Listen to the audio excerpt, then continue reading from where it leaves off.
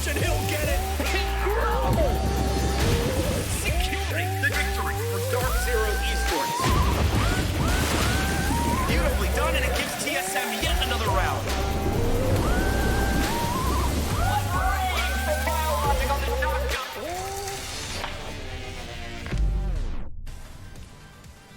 Welcome to day 2 of the Rainbow Six Siege North American Major. One team is out, 3 teams still battling to win the August Major. I'm Jackie Jing, I am with Veli and Jesse.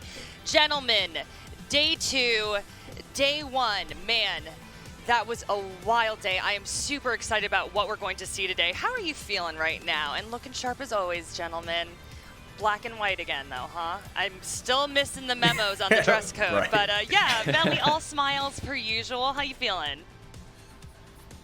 Oh, it wasn't all smiles yesterday. We saw Oxygen get knocked out by Space Station Gaming. It was a very unfortunate day for them, but the good news is we're starting to see the best of the best when it comes to these particular teams. Most importantly, Jesse, TSM. how you feeling? You excited? I'm feeling really good. Up, Oh yeah, I mean, Jesse, we've got come some on. great matches today, I'm sure of it.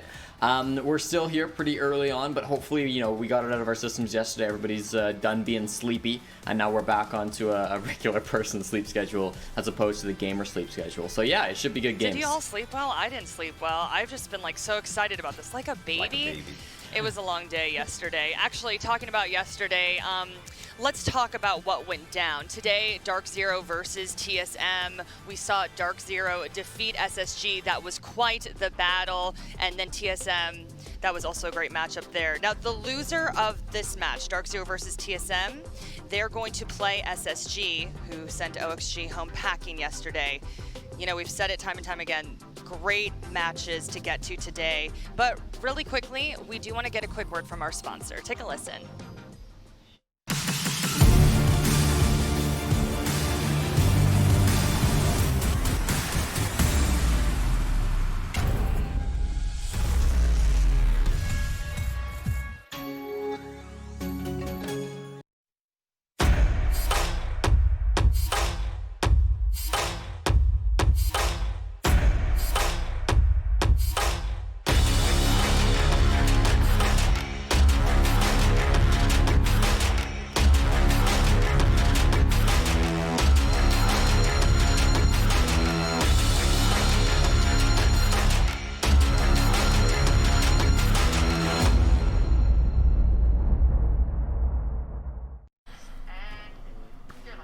What's up guys, Jess here, and I just wanted to give you a quick recap of what went down on day 1 of the Rainbow Six North American Major. There were a couple of big upsets and a couple of other matches that were just plain upsetting. First off, we saw DarkZero take down world champions SSG in a 2-1 fashion. Next, TSM made quick work of Oxygen in a 2-0. Those were our 2 upper bracket matches. Finally, the losers of those 2 matches faced off against each other for an elimination match. The SSG faced Oxygen and managed to eke out a 2-1 victory, even though it was clear that Oxygen had come prepared and they were obviously pretty upset to end their run. So there's a lot of action going on. As you can see, we're showing you guys some of the highlights, some of the highs and lows from yesterday. But no matter what, more action is sure to come today.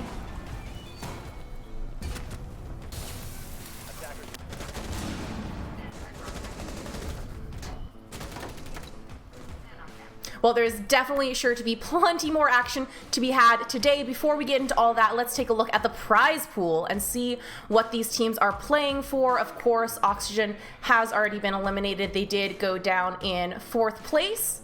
But let's look at the prizing and see what else these teams are playing for. Of course, there's a grand total prize pool of $125,000, with the first place winners getting $62,500 of that. And then you can see on your screen there the way the rest of the prizing will break down. But even more importantly than just that cash money, let's talk about the SI points that these teams are earning. Now, the way the points distribution breaks down is a little complicated, and we all know Oxygen did already get some of those coveted points before they ended their run here in Stage 1, but Jesse, once again, can I tag team you in? Can you help me understand a little bit more about this points distribution? For sure, Jess. So all around the world, teams are going to be competing for these global SI points. There's a lot of new happening in 2020, but these points are maybe the most important part. So all around the world, teams compete for these points, and they compete over the course of the entire year. They're going to be accumulating these points so that at the end of the year, they can go to the 6 Invitational. The top 16 teams with the most points globally will secure a spot to that 6 Invitational. Last week, we saw a couple of regions give out their points. Next week, we see Europe give out their points. North America are distributing the last of our points right now this weekend.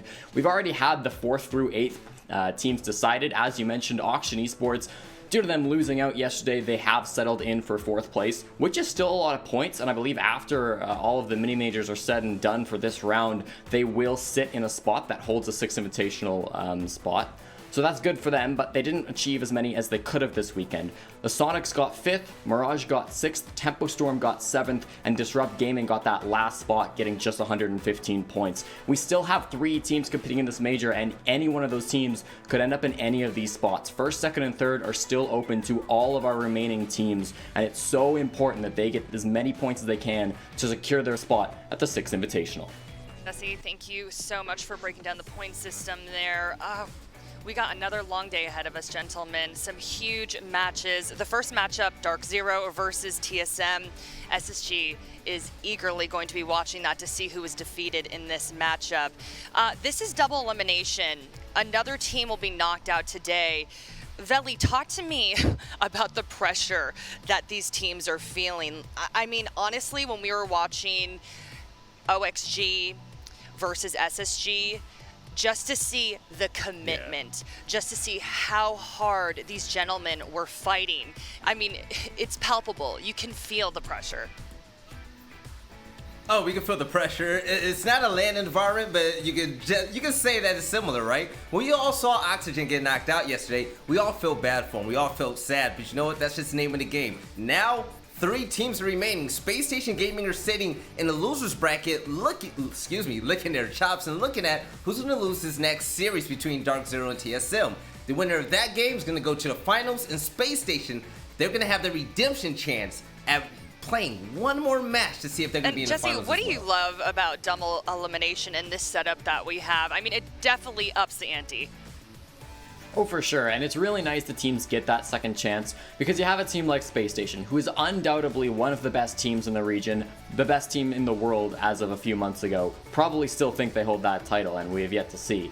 So the fact that they lost that opening matchup, that doesn't completely remove them from the chance of getting first. They still have a good shot to work through that lower bracket. It's harder because they lost, obviously. They're going to have to play more matches, but they still have that chance to prove themselves. So it's great because it gives teams that second chance. You know, you don't have unlimited chances. You've got to lose at some point, and Auction found that out the hard way. But I really do enjoy the fact that teams can have a bad day, have a bad game, and still come back and win it all if they truly are the best team. Yeah, it's been an extremely fun and entertaining competition, and we will deep dive into some analysis in a hot second here, but really quickly we wanted to say hi to our casters. Kix and Intero will be casting this matchup. Gentlemen, how are you feeling on this Saturday?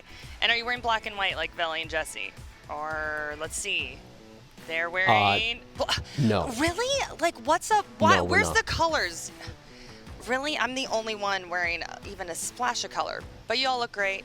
I mean, you didn't get the memo. That's not our problem. I know. Who's sending out the dress code memo and just not including me? Anyway. Is that a ring, Michael? Yeah, it is. Oh. Oh. Fancy. I like that. Okay. Yeah, it's a black onyx signet ring to symbolize my relationship. Aw. I'm sorry. I'm pretty excited It's for this cute. match. I'm sorry, I didn't We get my digress. matching one. Where's mine? I'm Hello? pretty excited for this match. I think it's incredibly hyped. TSM versus DZ is gonna be great. Yeah, I'm. This is gonna be a good match. I'm excited that we get to cast it. Loser of this one plays SSG. That's gonna be fun to watch. But with the way that TSM played yesterday, if they show up like that today, this might end up being a quick one. DZ surprised me. This is gonna be a battle of the giants. Winner goes on to the finals tomorrow, so that'll be super cool. All right, well, gentlemen, thank you so much. We're going to allow you to prep for this matchup. We all got distracted by Kix's shiny ring. We're like, ooh, pretty. Oh, sorry. Yes, let's talk about the matchups. But yeah, let's get to some analysis, gentlemen. And We just heard it from our casters. DarkZero looked phenomenal yesterday. And here's what they had to say about TSM. Take a listen.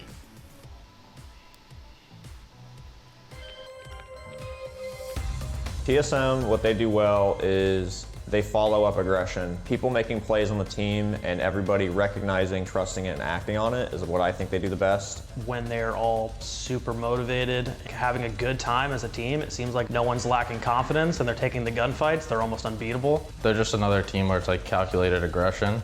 The way to fight it is not letting them do that. Don't let them get, make sure you're preparing and watching all the lanes that need to be watched, because if you have an opening, they're gonna take it. So if you can manage to bring the rounds down to the end and just hold your ground and start winning your fades once they start pushing in, then you have a really good chance against them.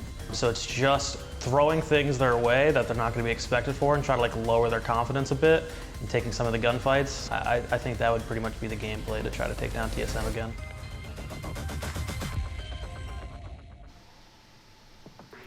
And that was DarkZero sounding very confident there. I do want to talk about DarkZero and yesterday, though.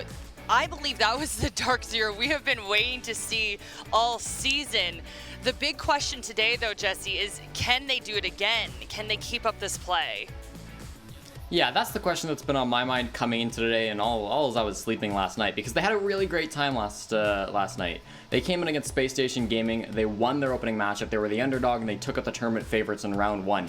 That's huge. But we've seen DarkZero play well before. You know, Phase 1, DarkZero looked unstoppable. They were amazing. They were at the top of Group B. And then Phase 2 came, and they lost every game. So I want to make sure that they don't come back into today and lose every game again.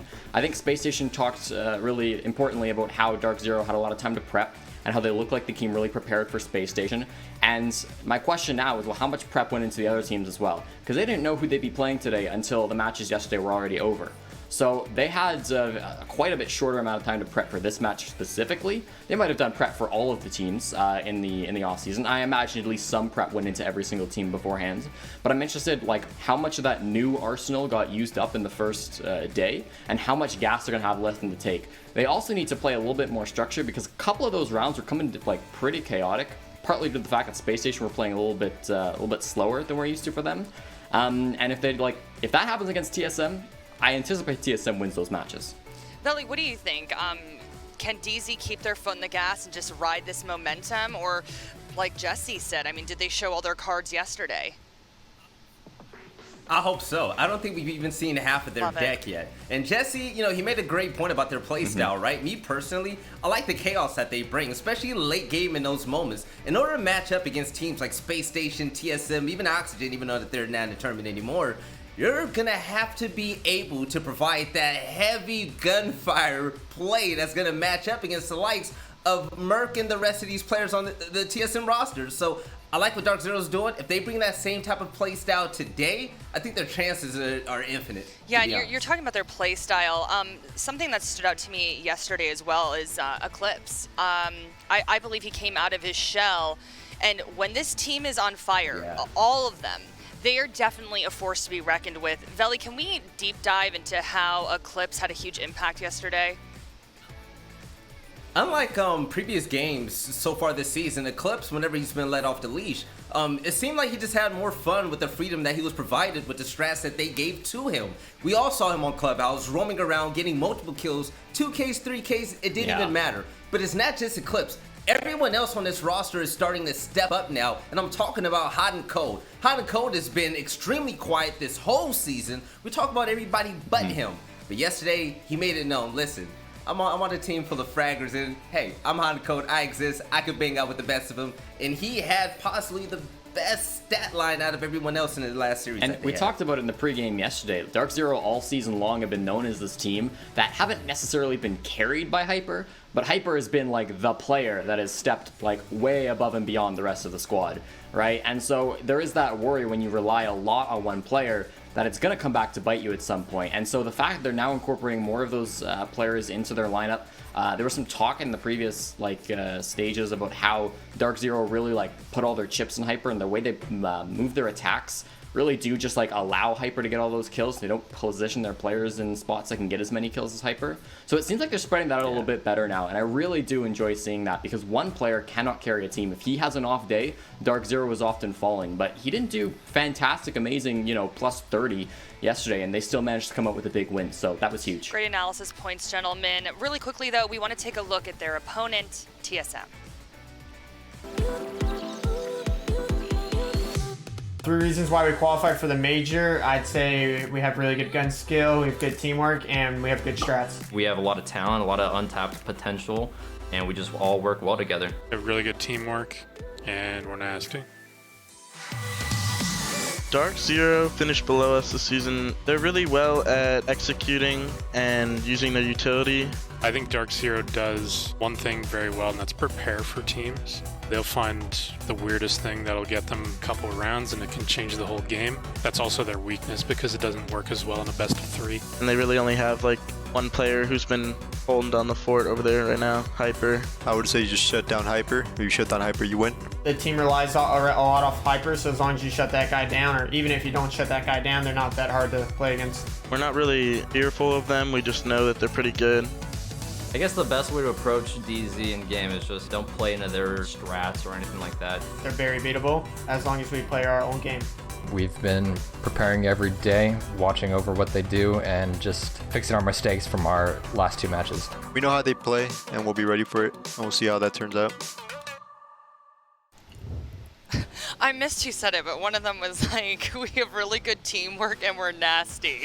I love that description for TSM. Also, they made some valid points about DZ. They definitely prepare for teams well, and a few of them said, you shut down Hyper, you win there. So let's focus on TSM a little bit more. Veli, I remember when we were chatting yesterday, you were saying something like this was the best that TSM has looked in a while. They're coming together. They really, really looked in sync yesterday. Now, that statement is scary, because I'm not saying that they haven't looked good in general. This team has always been really good. They've been great.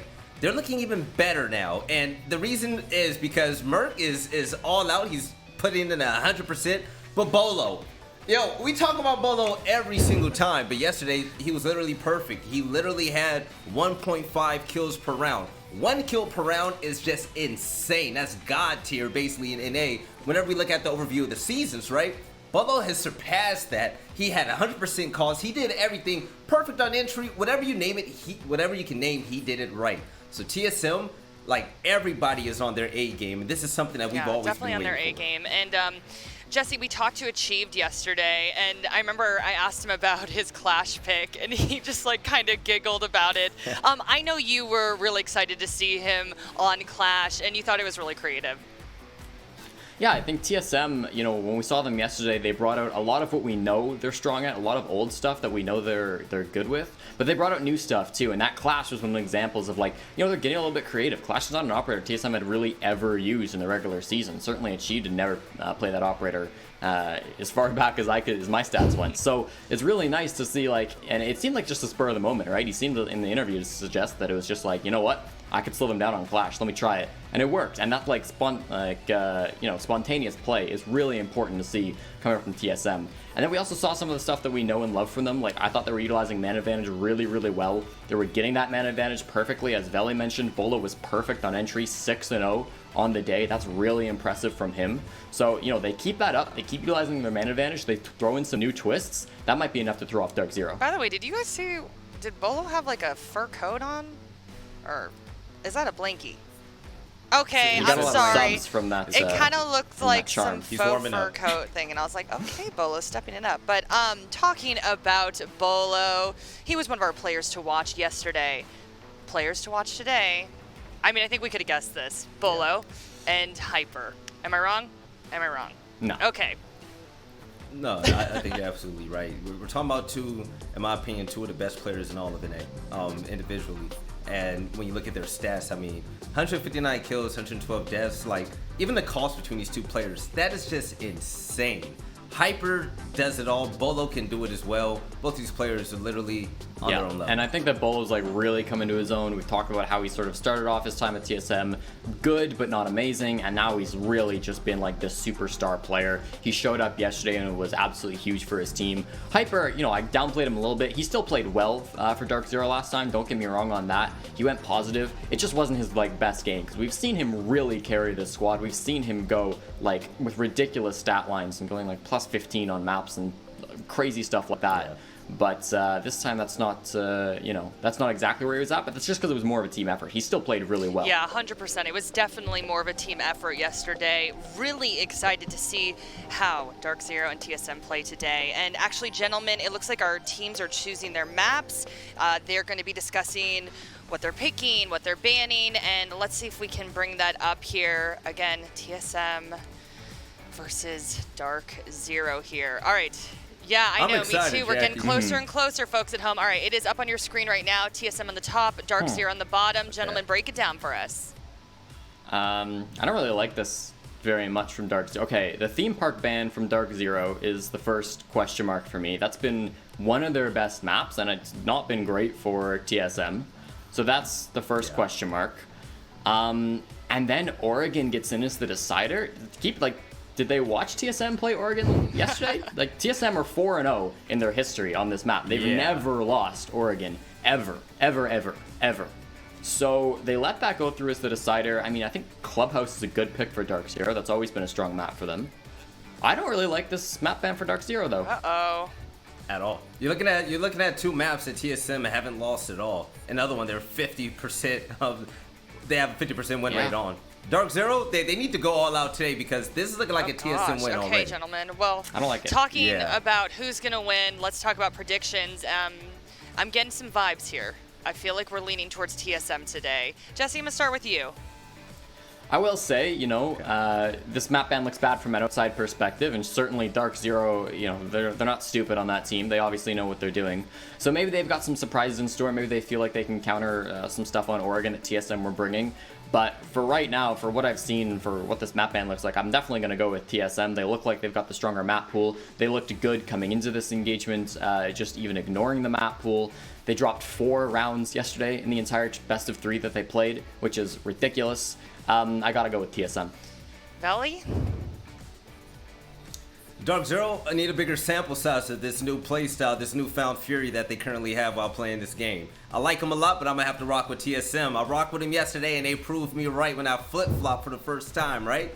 TSM is just scary.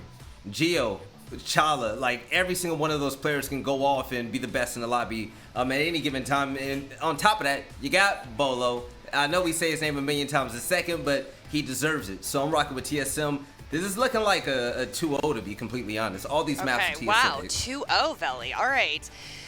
Oh, man, I love both of these teams so much. There's no love on the battlefield, Jackie. So, full disclosure, I do agree with you, Veli.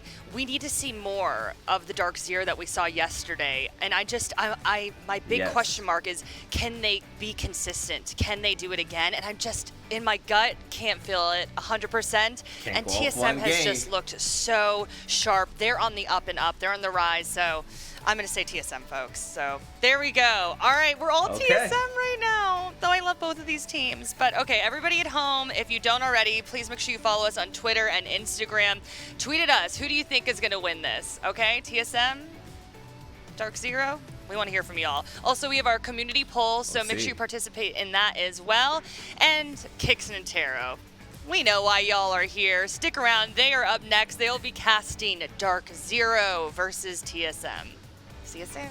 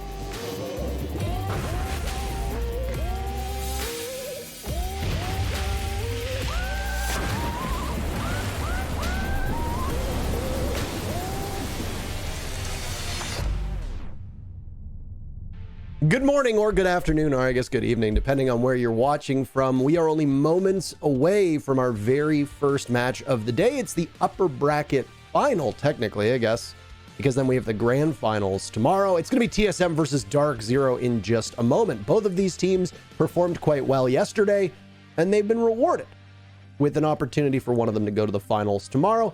Michael, what are the expectations for DZ versus TSM, and how are you today? I am well, Parker. And you? I'm great. Good. I'm doing really well. That's good to hear. So expectations. I couldn't say that there's any definitive expectation going into this. I actually want to talk about a tweet you made recently. You said something along the lines of the top 4 in NA are really entertaining to watch. And I think that sentiment really rings true for this whole major. We're looking at a situation where predicting who's going to win any of these matches is extremely difficult. You have to take a bit of a shot in the dark. So I think the expectation for this, if anything, is that it will be a close and intense match. I would agree with that. The analysts seem to be fairly in line with TSM being the favorite heading in here. And I would agree that TSM are primed and ready to go to the finals. You know, they were better than DarkZero at the 6 Invitational. They've been better than DarkZero over the last 2 seasons, one of Pro League, and then, of course, the one that we just had right now of the stage of the US Division / NA League. Bolo doesn't like that fur blanket. He looked like he was the king of the North as he had it wrapped around him like a shawl, a fur of his enemies. But anyway, I think that TSM is going to be a tough nut to crack for DarkZero, but I also would have said that yesterday, and I know that people watching might be a little bit confused because we seem to be setting the expectations for DZ so low that you could trip over them. It's not quite that. DarkZero is obviously a very strong team, extremely competitive in the region, but I think they have more weaknesses as a squad than you'd see from SSG or even now TSM. Yesterday, that didn't matter. DarkZero didn't really show those many weaknesses that we would come to expect from them and we've seen in the past, and they matched up against SSG quite well. I know that Jesse wasn't exactly the biggest fan of the map pool for DarkZero here, but I think it's going to be a relatively even match on paper, but what happens in the server could be wildly different. So, I mean, if we're looking at the map pool, if we want to take a little bit of a dive into that for a second, you know, we're starting with Consulate. I think that irrefutably is a better map for TSM. They've just got a better record on it. They've been flawless on it for recent history, you know, beating Oxygen, beating Sonics on it. Whereas with DarkZero, they've had a few struggles on this map. And, you know, they've managed to win it once against the Sonics, but they also lost it to the Sonics. And they lost it to Space Station most recently, actually, in this major. So it was the only map in that series that they lost to SSG. So I think that TSM should be feeling pretty comfortable there. Not only that, but they have recent information on how DZ plays on the Consulate from that match earlier yesterday, I guess. For Clubhouse, that's the one shining ray of sunshine that DarkZero has. DarkZero has proven themselves not only to be a good Clubhouse team, but to be able to be the best on Clubhouse. They managed to take SSG to Clubhouse and win it. That was a big upset for a lot of people. I know a lot of people were talking about that. Now, I think that says a lot about DarkZero's potential on that map. And if DZ is able to take that one, it should set a high standard for them through the series. I completely agree with you. And Clubhouse is going to be an exciting map. We have it no matter what. Oregon is obviously going to be that decider. We don't know if we'll have it. We will, I think after map 1, we're going to have a pretty good idea of whether or not we'll need map number 3. Before we get to the goods, though, you are obligated to vote in our community poll. And today it's going to focus on the 2 standout performers from yesterday's matches. And if you watched, you're not going to be surprised by who they are. And the question is who of these 2 players will continue their excellent entry play from day number 2? We're not talking about overall stats. We're talking about who gets in the building, who lives, and who dies. The question is going to come down to whether it's Bolo or Hot and Cold. So go cast your votes on our various Rainbow Six socials. We'll go follow them. Cast your vote on our Twitter at R6esportsNA. Make sure that you have your voice heard. Bolo yesterday with a perfect 100% cost. His entry was mighty fine. His stats were bonkers. You're going to need a good performance for him today. Hot and Cold led the way for DarkZero. Ditto for him and his team. But as you can see, The screen between Michael and I, the bridge between us. The game is up and we don't want to hold you from the action. So let's dive into our very first match. DarkZero versus TSM. This has all the pressure on the shoulders of both of these teams because, Michael, one of them goes to the grand finals tomorrow. Who will it be? Let's get underway. Let's do just that. Now, a little bit of context for you guys when you're going for the community vote. Yesterday, through the major, Bolo had a 6-0 entry, which means he won every time he entried. And Hot and Cold had a 6-1 entry. So they both played very well. They were actually both #1 for the day. So big ups to both of them. It could go either way for this match. Ying, Ashe, Valkyrie, and, well, it's Consulate. So Maestro? No, it's going to be the Womai. Will be the bands all locked up.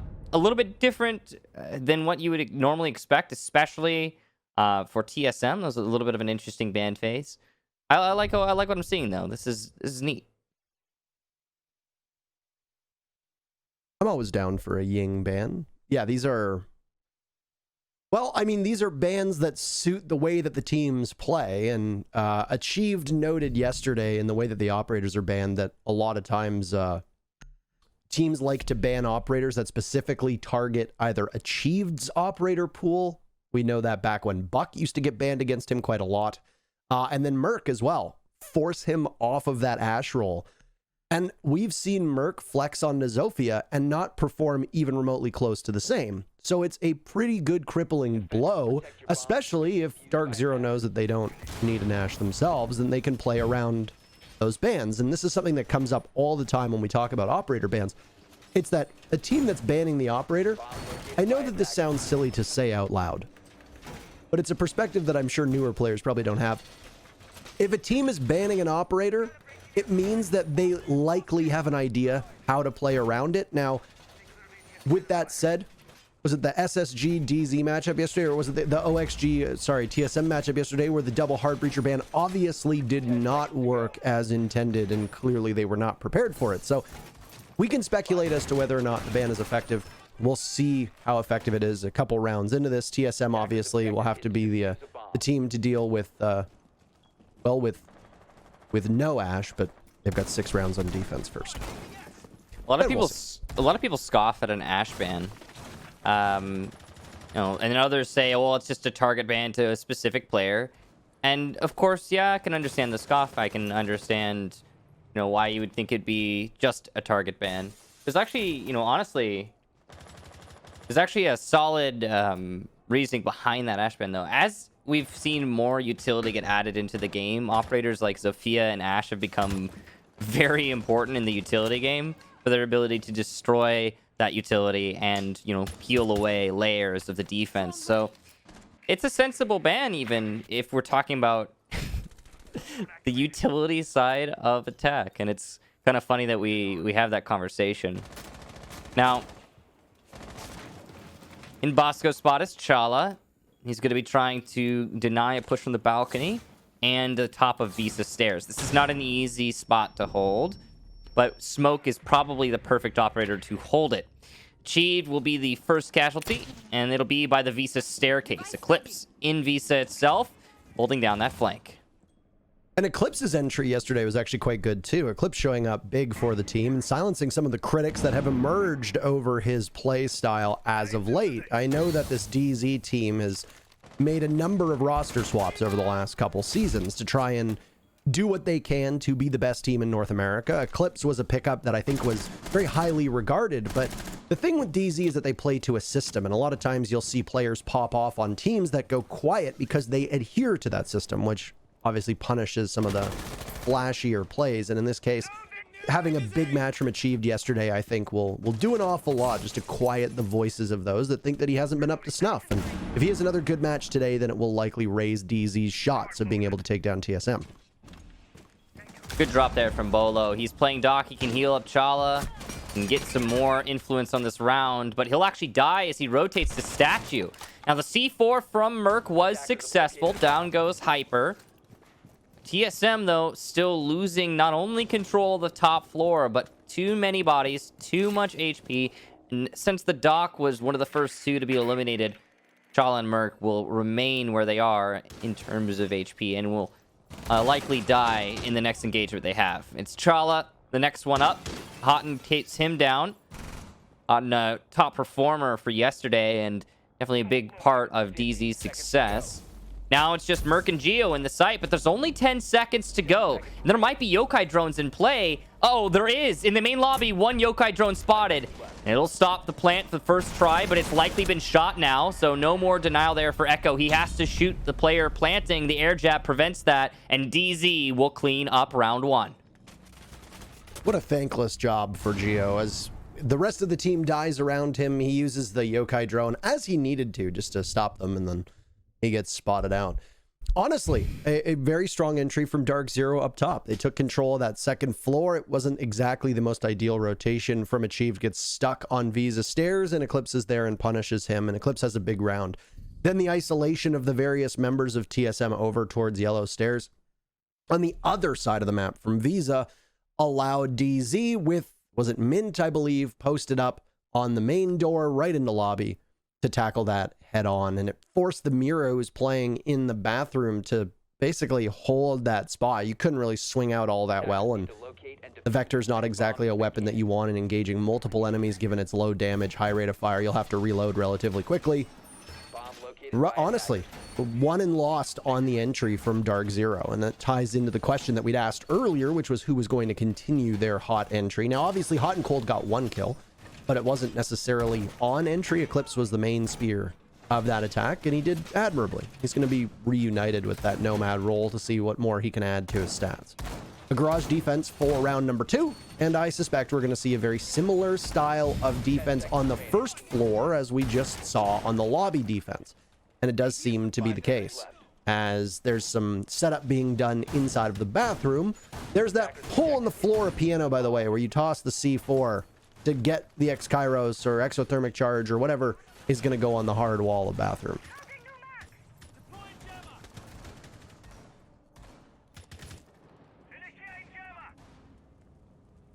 I think the bottom floor is probably a safer bet. When you have a round like the one we just watched, the top 4 clear was just molasses. And at the same time, still successful for DZ. Impressive awareness for DarkZero on the control front. It reminds me of some of the things we see from other teams like SSG on how they are with their angles and their ability to lock up your roam. Clips, as you mentioned, Parker, probably the main part of that. That's going to be Maverick checking on the garage. That's very dangerous and very time intensive, but we've seen a lot of this going on recently. It could be not necessarily, I'm not going to say safer, it can be more like a more reliable way of getting the wall open more often than not. Now, there's a lot of things you can do as a defender to make that Maverick tricking really annoying, but it usually involves wasting utility. Like the smoke, you put his gas canisters on the wall, but then he won't have the gas canisters to deny the plant, and he needs to have those. Geo eats a nade inside a kitchen. He's worse for wear. He'll die to anything. He's got to be very careful with his engagement. Sheesh. Look at how low that HP is. Yeah. That's about as close to death as you can get with a frag grenade. Unlucky for DarkZero, but they're better on the entry this round as well. Down goes Bolo. So the Jaeger is not the role that you want to play on through these 2 rounds, as Achieved was dead in round number 1 on this role, and now Bolo is gone too. And this is a very typical DarkZero take onto that garage wall. We've seen them axe out or carve out that little portion of the garage wall, and now it looks like they're ready to go. Hot and Cold second grenade will find the remainder of Geo, and down goes the Mira. It's a 5v3 for DarkZero. They'll storm into the bomb site. Merc manages to take out Hyper. Skies collects his second kill. The Nomad of Eclipse on Yellow Stairs will do enough to distract as Diffuser gets planted. That's going to leave just Merc in a 1v4, which very quickly becomes a 1v3. But he's lying prone by pipes. Diffuser is down, 10 seconds off of the clock. He's still got time to go, but we talk about this time and time again, how challenging it is to retake. He won't be able to do anything. The 3 remaining members of DarkZero clean up, and DZ up to a 2-0 lead. So you can see clearly why the Wamai was not necessarily the best ban for TSM, considering how successful those Capital bolts were at debilitating the defense Not only that, but the grenades, I think they speak for themselves, and getting that pick on the Mira inside of Kitchen. So far, it's been working against TSM that they got rid of the Womai. And the Jaeger, again, not able to catch the Capital bolts. More importantly, there's only so much the ADSs can do in this day and age. Most attacking teams are bringing many sets of stuns to try and carve through not only the ADSs, but when they're available, the magnets from Womai as well. It's just commonplace in this meta. You know, having a set of stuns is a really big part of whether or not you're getting picked. And I think that's kind of funny because it's widely considered to be one of the most inconsistent and unreliable sets of utility or gadgets or whatever you want to call it. And yet it's so crucial at times. You could use other things like smokes too. But anyway, the point is, I guess the throwables / projectiles, depending on which, have been a major factor here for DZ. But not only that, they're just getting picks as well. Now, I don't know where Bolo died, but the fact that he's dying early on without any response from the rest of TSM is really unfortunate. It puts TSM in a super difficult position. You know, usually in those scenarios, you want to go a little bit aggro and try to get a frag back. But DZ didn't offer that opportunity to TSM. And, well, it just continued to spiral out of control for the defense. Bolo died on yellow stairs, by the way. I looked from his positioning that he's either trying to hold piano or he was upstairs and he got spotted out as he was coming down the stairs to vending machines. That's at least where the indicator was. That's where we saw the corpse. The roamer picked off. Yeah, I mean, and it's not unusual for teams to roam on the second floor when it's a garage defense either. That's something that we do see somewhat commonly. I don't want to say that commonly because... All the time, Parker. All the time. Never not that. My apologies for misspeaking there, Michael. No, I'm just kidding. Teller's Archives, things seem to be all right in the world with 4 nitro cells in the hands of TSM. Now, one of the things that we saw, and the point of reference we can make yesterday on Consulate, is that there are many opportunities where an early pick can snowball into putting somebody downstairs to permanently waste the time of one of those C4s. Even getting one single nitro cell off the board is huge for the attackers. And there's that game of almost like cat and mouse. We used to call it a rhythm when it was bank. If you remember, they used to try to plant in the bank doorway or the breach that was open up next to the door, etc. I remember that. Now, when you look at this A-bomb site, most of the floor is going to be shot to hell. Down goes Bolo. So, as I said, you get that first pick, it snowballs. This is big. Bolo's had a rough game so far. Stark contrast to the way that he played yesterday. Skies punishes him. So far, DarkZero is 3 for 3 on their entry, and that's a huge pick. But the good news is, Bolo doesn't have access to a nitro cell. There goes a C4. No, yes. Hyper takes out Geo, and a diffuser goes down. This is a blunder from TSM. They had no intel. Achieved obviously not doing his role on that pulse scanner, or very least being stopped by somebody on DarkZero. And DZ's going to be able to get away, and they'll just sweep right through. Knocked on over is the Pulse. Eclipse with 2 kills of his own, leaving now Chala to try and hold off against a round that becomes flawless. 3 kills for Eclipse. Eclipse right now, he's on fire today. DarkZero's on fire. They're up 3-0. This hasn't just been a pretty one-sided map so far. It's been an absolute slaughter.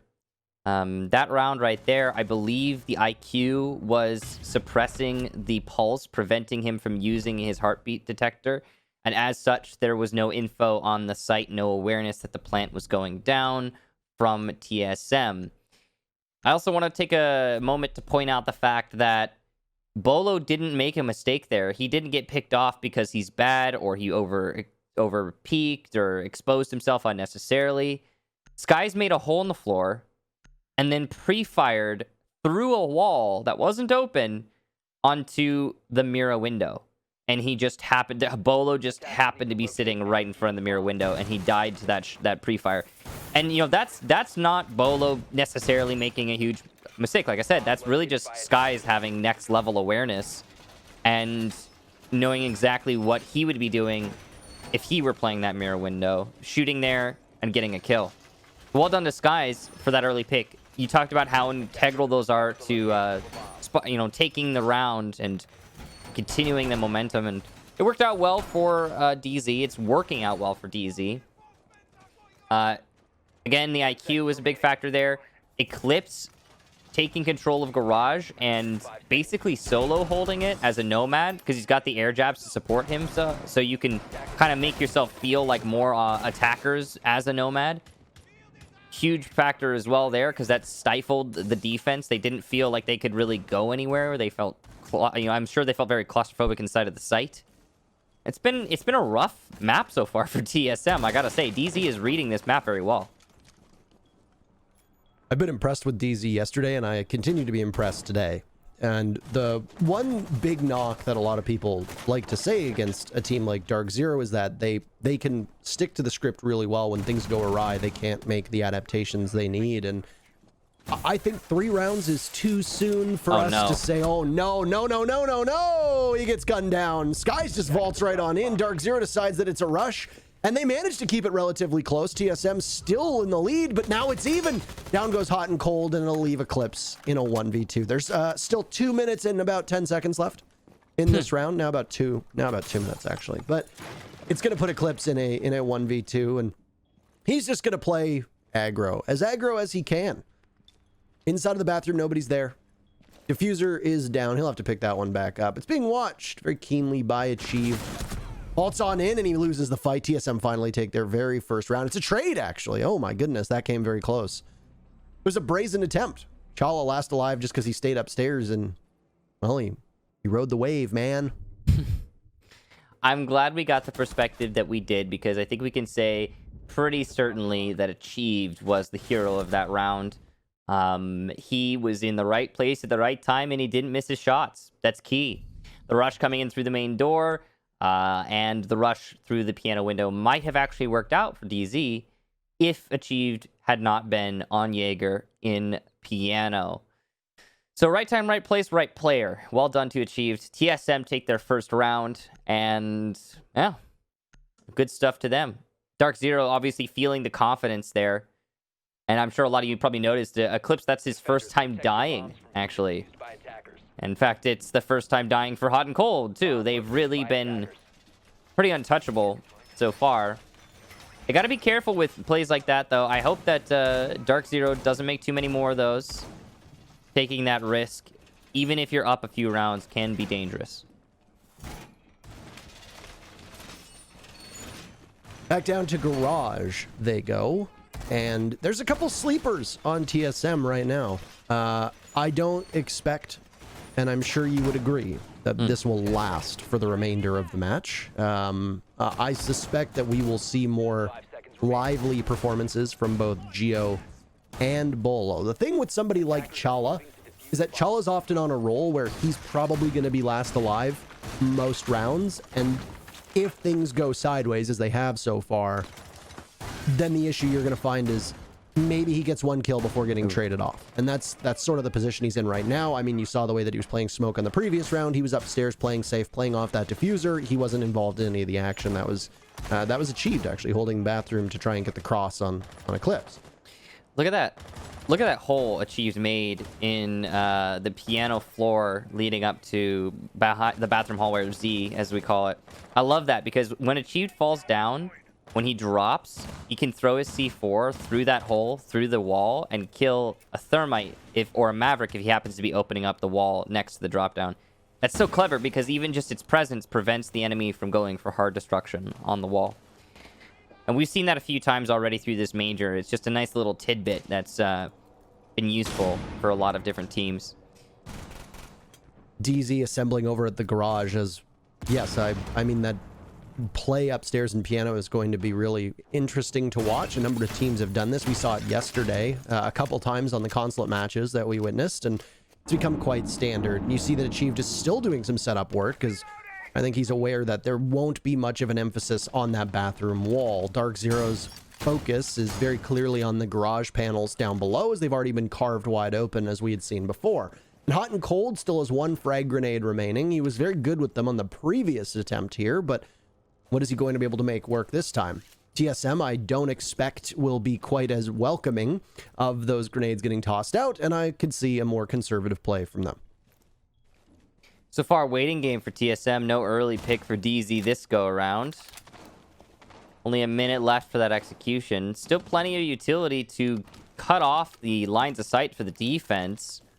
Got those Capital bolts in play. Air jabs have all been placed. Skies has got a lot of soft destruction, but nowhere to really use it because they don't have piano control yet. Now, he's actually going to do a little bit of damage to Achieved, whether he knows it or not, just spraying a shotgun through the windows. And he's actually going to force Achieved back into the bathroom.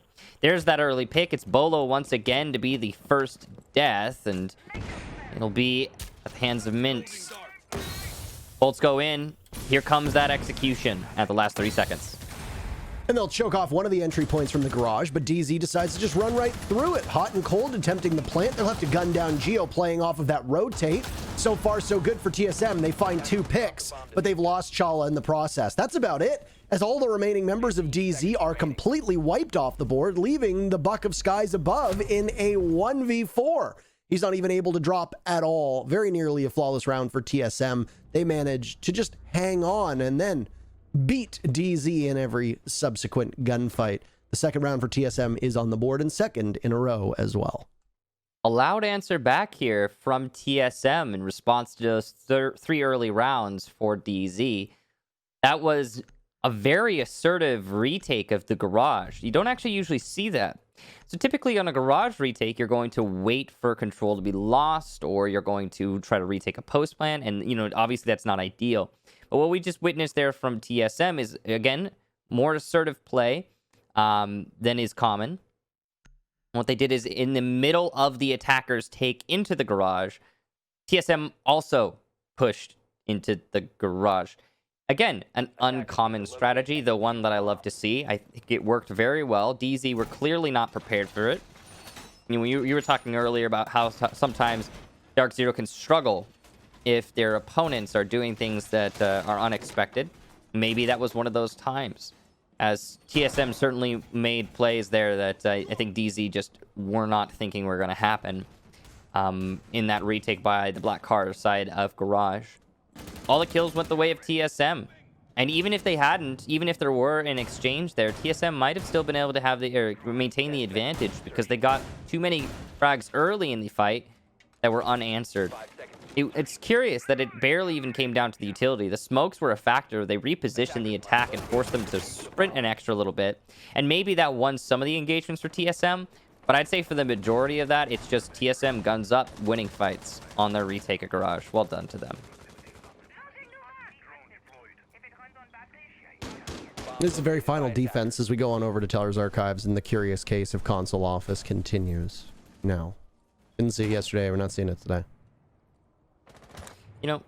Rightfully so. It's honestly, it's too easy to get a pick on that site.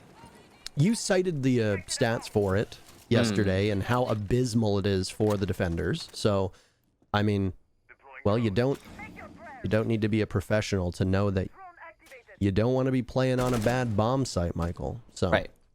I mean, there's been some maps we have seen, like in the qualifiers, for example.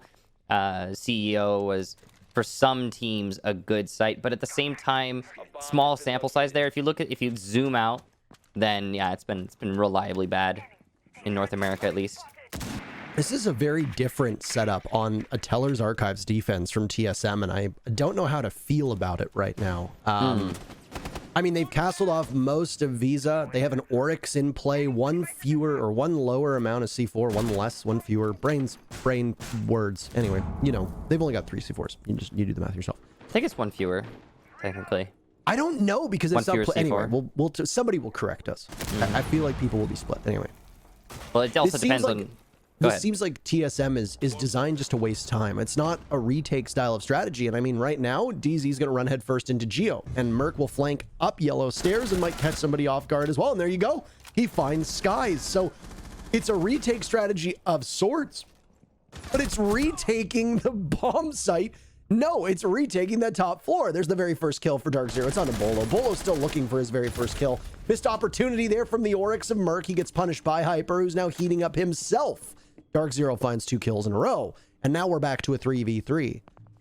Big ups to Hyper there. That was a huge stop. If he had allowed Bolo and Merc to retake on yellow, then it could have completely crippled DarkZero's attack, but Hyper managed to shut that down. And also, they've still got the IQ in play. That's massive. The Q will be able to prevent the Pulse from using his cardiac sensor as long as Pulse exposes himself, and he is doing just that. No kill there, but again, the sensor is not in use. Oh, and actually it is! He brings it out anyway! C4 ready, but it misses! A great dodge there from Min. Good teamwork, but the second C4 lands. Hyper gets his third kill of the round, though, and all the C4 is now gone. Hyper's been eliminated, but Hot and Cold is going to be able to get this plant. There's no, not all the C4 is gone. Still one on Geo, but he's retaking the site. He gets in position, but loses the fight. A terrible blunder. Now a 1v1, and with the UMP against a G8, no less. But it looks like Geo will get picked up. One more gun on the board. You can see Hotten's wary of someone trying to disable that diffuser. He's going for top floor control as a priority. Oh no, this could be perfect for Pulse, but the dodge is out, and those shots land, and Achieve will take it. 2 kills for him in the round. Great information, and Geo gets the disable. And just like that, TSM is back in this game. DZ's 3-0 lead vanishes entirely in front of our eyes. Both of these teams, as we come to see on a map like Consulate now, find themselves tied up, and we'll head into the second half at essentially the same scoreline on which we started, which is neither team having any significant advantage. That round was a real roller coaster if you looked at the way that the teams played around it. It went from a very early start to TSM, 2 kills, and they managed to do so by just going unchecked. DarkZero either not able to drone because there's a mute on the board, or not exactly expecting those players to be in that area. And I know that we harp on the way that teams drone, but there are plenty of times where a team won't drone as thoroughly because they are aware of the fact that teams don't usually play on this part of the map. You'll drone it out very quickly, maybe not as thorough as you could be, and then you go about your day. Problem was that TSM was able to fly under the radar. They get 2 picks off of it, immediately answered back by Hyper upstairs, as TSM seemed very keen to challenge that Merc in particular. And with the way that Merc has been playing so far on defense, why not? You have the confidence. You're very clearly showing that you have the skills. Take that engagement. DarkZero immediately pivots. They try to put some pressure on the bottom floor. As you've noted, there was not as many C4s available. Hot and Cold goes for the plant, very nearly sticks it, but then kind of flubs it in the post plant. He thinks there might be somebody playing in copy, or maybe somebody towards Spiral Stairs, but no, it's over by Visa. It's a tough situation to find yourself in, especially after Geo had been picked back up and TSM found themselves up in numbers. But that was DZ, I think, once again, reading off of the round quite well. And even though it was a lost round for DarkZero, it shows that they are very clearly more comfortable through the mid-round. Say goodnight. Skies tucks Merc in on round number 7. Zofia gone, and so far the best player for TSM in this matchup will not be able to do anything on the very first attack for his team. Not just the best player. Currently, if you look at the scoreboard in terms of engagements, Merc has the backpack, and yeah, it's going to be rough not having him. Really good initial pick there for DZ. I think that the brazenness of that pick was actually a good thing right now, as it seems like TSM are just still barely managing to get their feet under themselves. He almost went for another one. One little fun thing is, if you're wondering why Bolo was shooting the wall, he's trying to cover the sound of his rappel for the newer viewers. I know that seems obvious to many of you, Siege veterans, but I'm just trying to inform. Now, the garage panel will get opened up. Panel number 1 first. That's going to give good access to the front of white, or default as many call it. It is odd that this is... Oh, by yellow, Bolo will pick up a kill. That's his first one in the map. That's going to be Skies, who seem to be rotating back to the site. Bad timing there for Skies. And it's just going to get worse, but both teams going back and forth, and now DarkZero coming out on top. The mirror window falls in front of Hot and Cold, and Geo will have to try to take matters into his own hands. Nitro Cell above him on the white van, but it goes off and does no damage. It's Hot and Cold to take it as he pulls out his gun and does the rest of the work on his own. The one-man army. DarkZero wins their very first defense, and you got to think a lot of that came from the fact that Merc got taken out very early on. Hard to pivot when you're playing the entire round in a 4v5, especially with Zofia being as critical a utility operator as she has been as of late. Yeah, she's definitely super important. You get rid of a lot of things with the impacts. The stuns are always useful for engagements. And then, yeah, just Merc's gun in of itself. Well done to Sky's for that early pick. Also, the setup from TSM was a bit weird. You know, they set up in an array around the site. They seem to want to execute from all angles. And then that, you know, that could have potentially worked, but they didn't have enough manpower in position to refrag each other, if that makes sense. So, for example, you got your sledge by kitchen door, and he could do some work there, but he misses his shot, and that's fine. It would be fine if there were one other attacker with him to get the kill in response to Sledge's death, but there's not, because maybe it's because you lost someone early in the round. Maybe it's just because the planning wasn't there. Whatever the case be, definitely needed to see more refrag potential in TSM.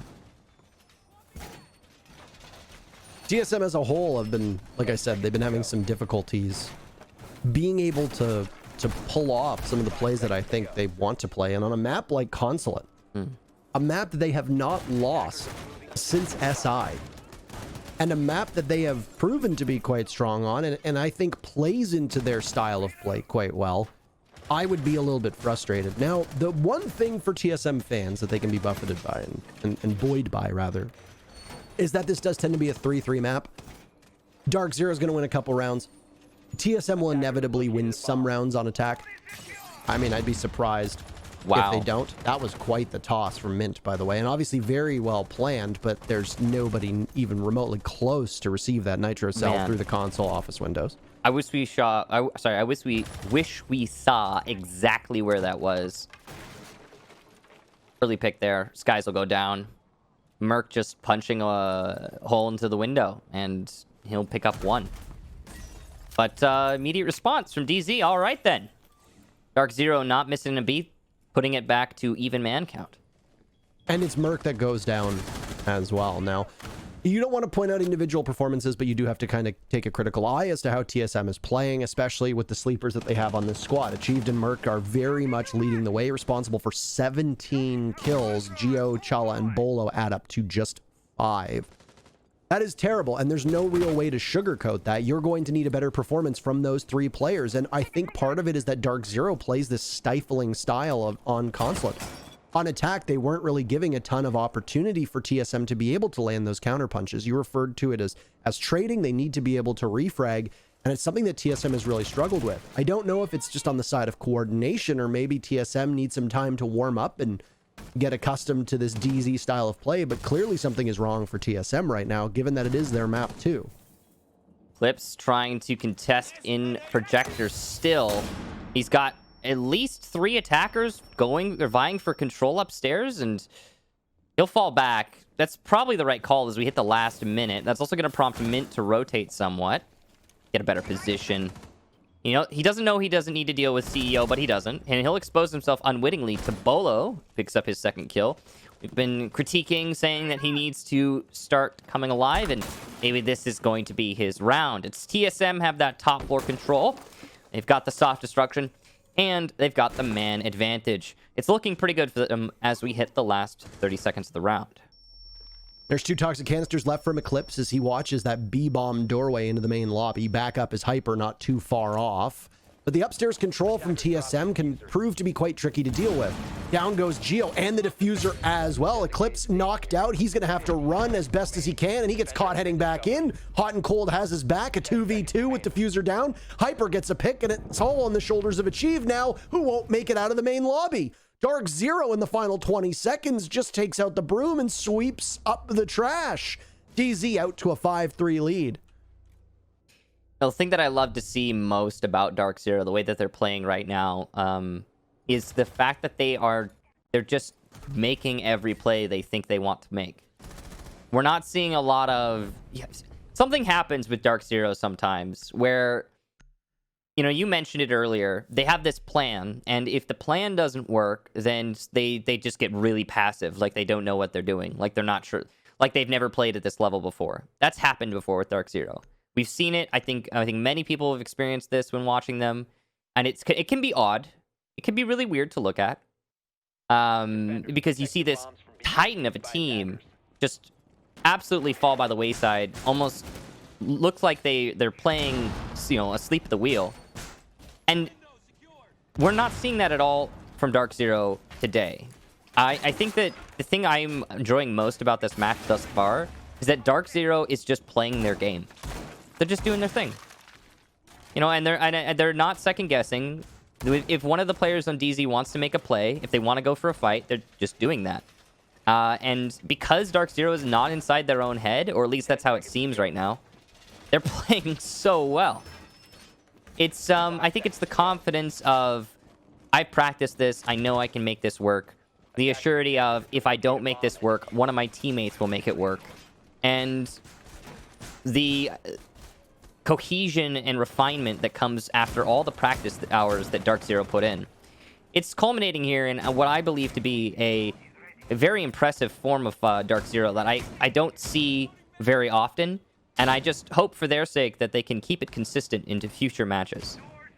Night and day from the DarkZero as well in stage 1 of the US division that I think many people, as the stage went on, thought these guys might not even make it to the major, especially with how the Sonics were heating up. And that DZ Sonics matchup that you and I actually casted was really electrifying. And it established the Sonics as a real contender, but DarkZero has just made some significant strides since then. I know that there'd been some talk from their players that they benefit more from the downtime and not having to immediately prep for a match just a day or two later.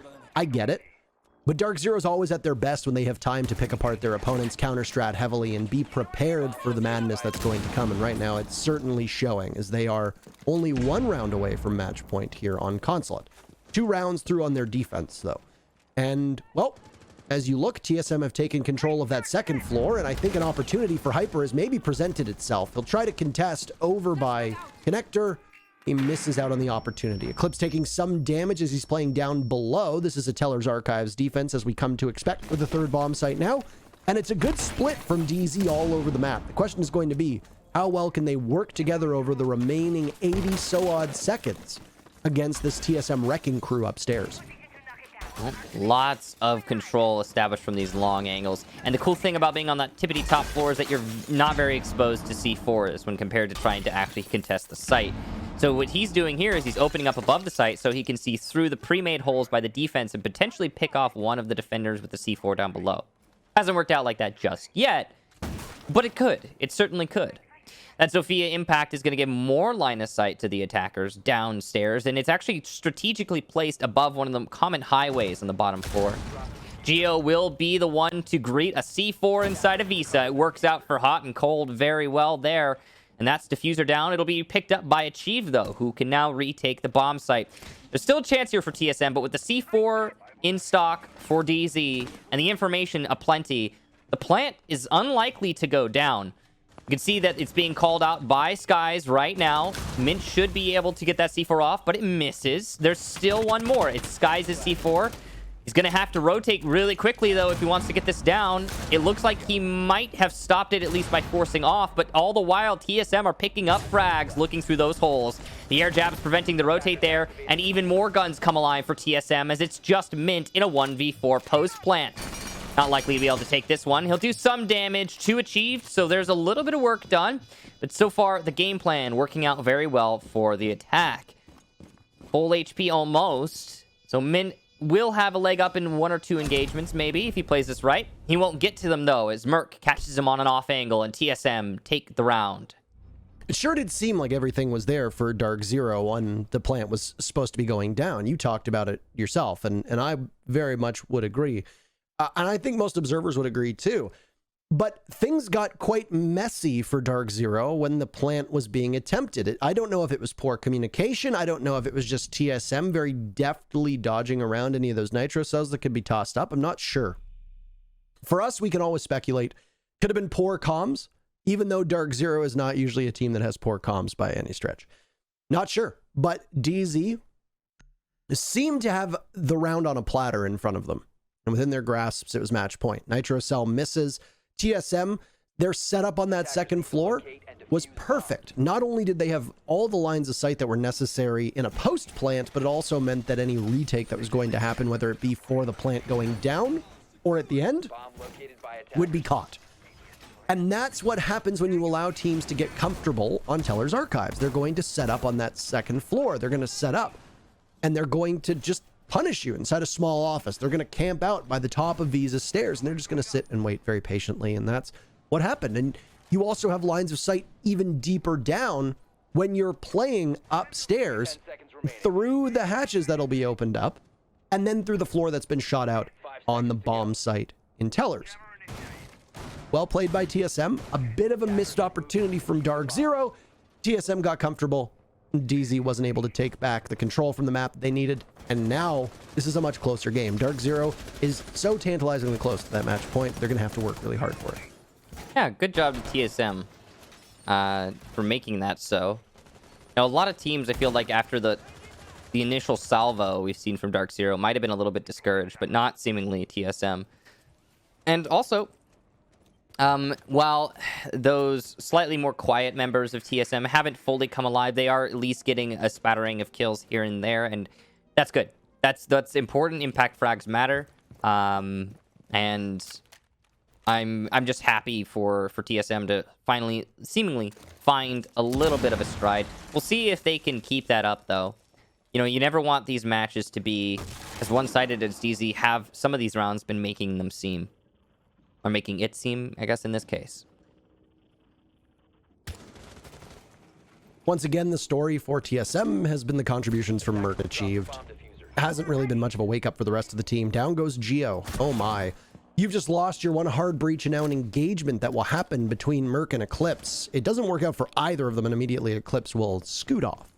A garage defense without a thermite. Was he able to get off any of the exothermic charges? That's going to be the question, because if not, and the answer is no, he was not able to get any of them off. That is really challenging. Oh, no. None of the hatches will be opened up. None of the garage panels will be opened up. You are going to have to fight your way in. You're going to be going in at a significant disadvantage for TSM.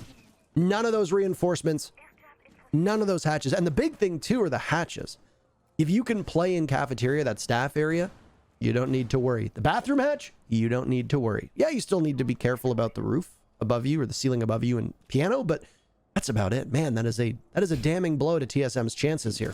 Just think about it like this, guys and gals. There are effectively, at this point, after this drop gets opened up, there are 4 entry points. There's this drop, Visa stairs, spiral stairs, and yellow stairs. Harry Potter nade, though, will work out. Down goes Hot and Cold. The second nade will confirm the kill. Unlucky for Houghton that the nade is there. So at least there's an answer back for that earlier kill onto Geo. Only 30 seconds left, though. It's still not a great position for TSM to find themselves in. Another drop, though, opened up, offers another opportunity to get downstairs. Hyper gets Chala, but there's an immediate response from Merc, who had already dropped through utility. Even man count persists, and Diffuser will be retrieved, though there's not a lot of time left. And as Bolo goes down trying to entry, it's going to be a second one for Eclipse, possibly a third as Achieved eliminates Skies and puts the pressure on Eclipse's SMG. Now Shotgun, as he whips it out, the pre-fire's perfect, and Achieved might just get this, but the prone or crouch, either way, in the nick of time, through the wall, prevents the 4K. That was tantalizingly close there for Achieved.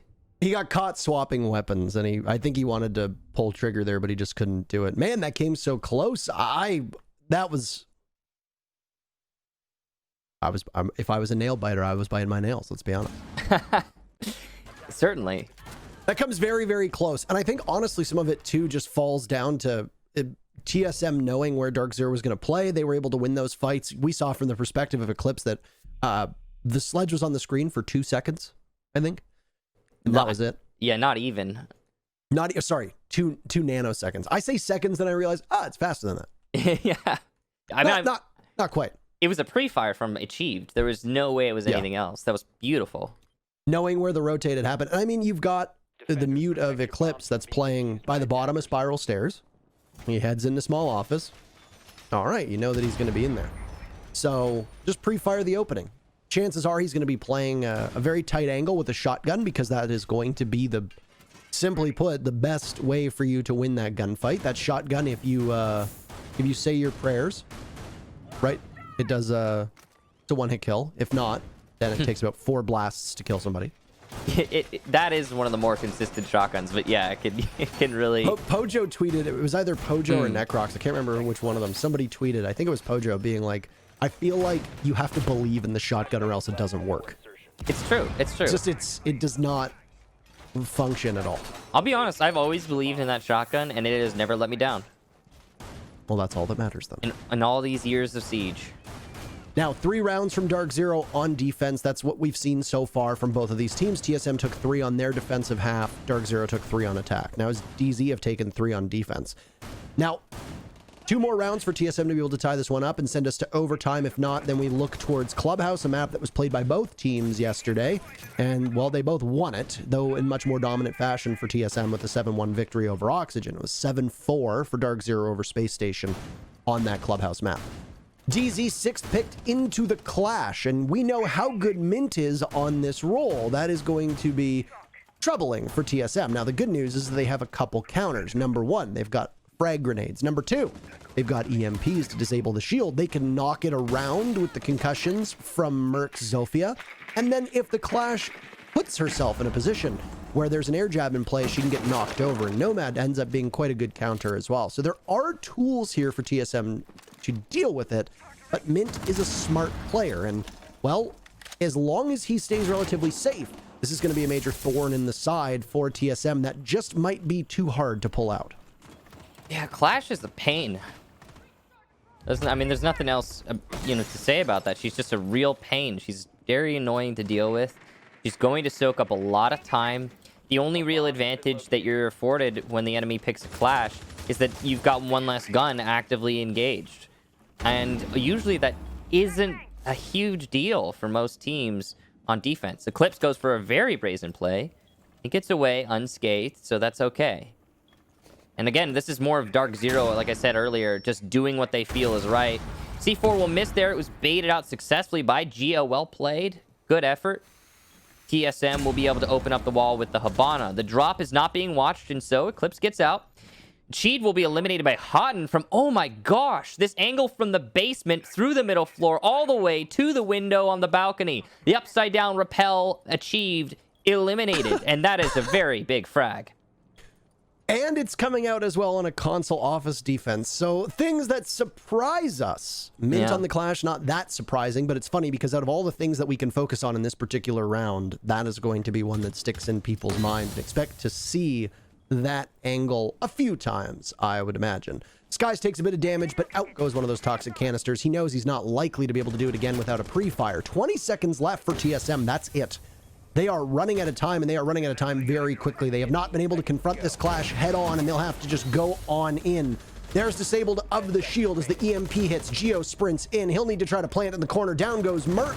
And now Skies will swing out, but Geo is prepared and ready for it. He'll take the fight to Mint, and lots of damage being done, but that's it. Timer's on 0. All Mint needs to do is stop it, and he'll do that with the hip fire. Nobody watching as the Jaeger comes to the rescue. The map, it's TSM's, but it goes in favor of DarkZero. They steal it away, 7-4. Absolutely massive round there for DarkZero. You could see clearly the way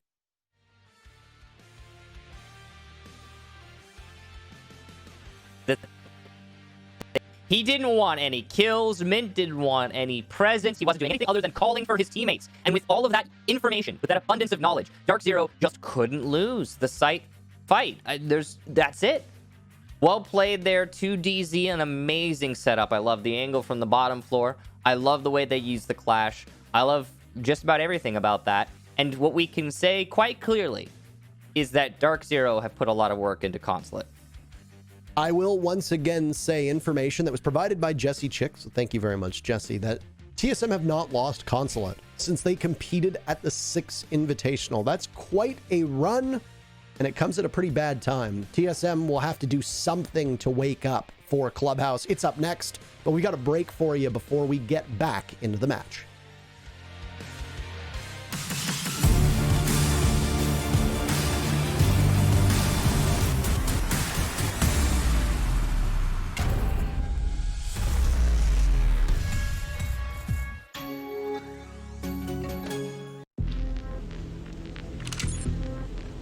You should know better than to write me off.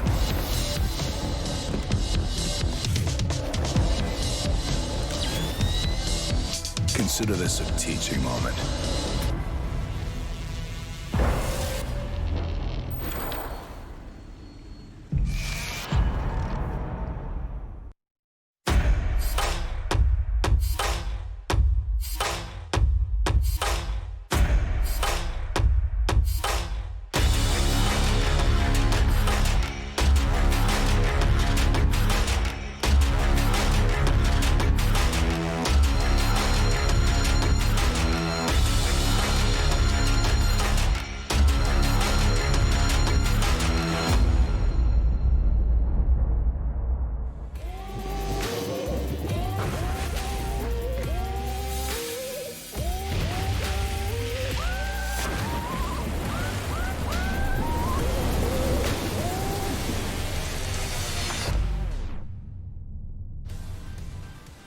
Welcome back. I'm Jackie Jing with Veli and Jesse and DarkZero taking Consulate 7-4.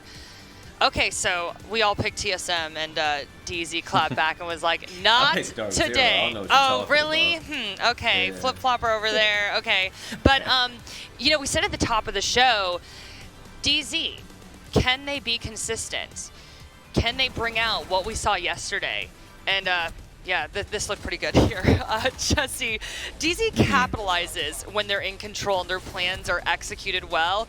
They tend to struggle when things are chaotic, and we did kind of see that play out on map 1. Oh, 100%. I thought those early first 3 rounds when they were on attack, they did a really good job of getting that control.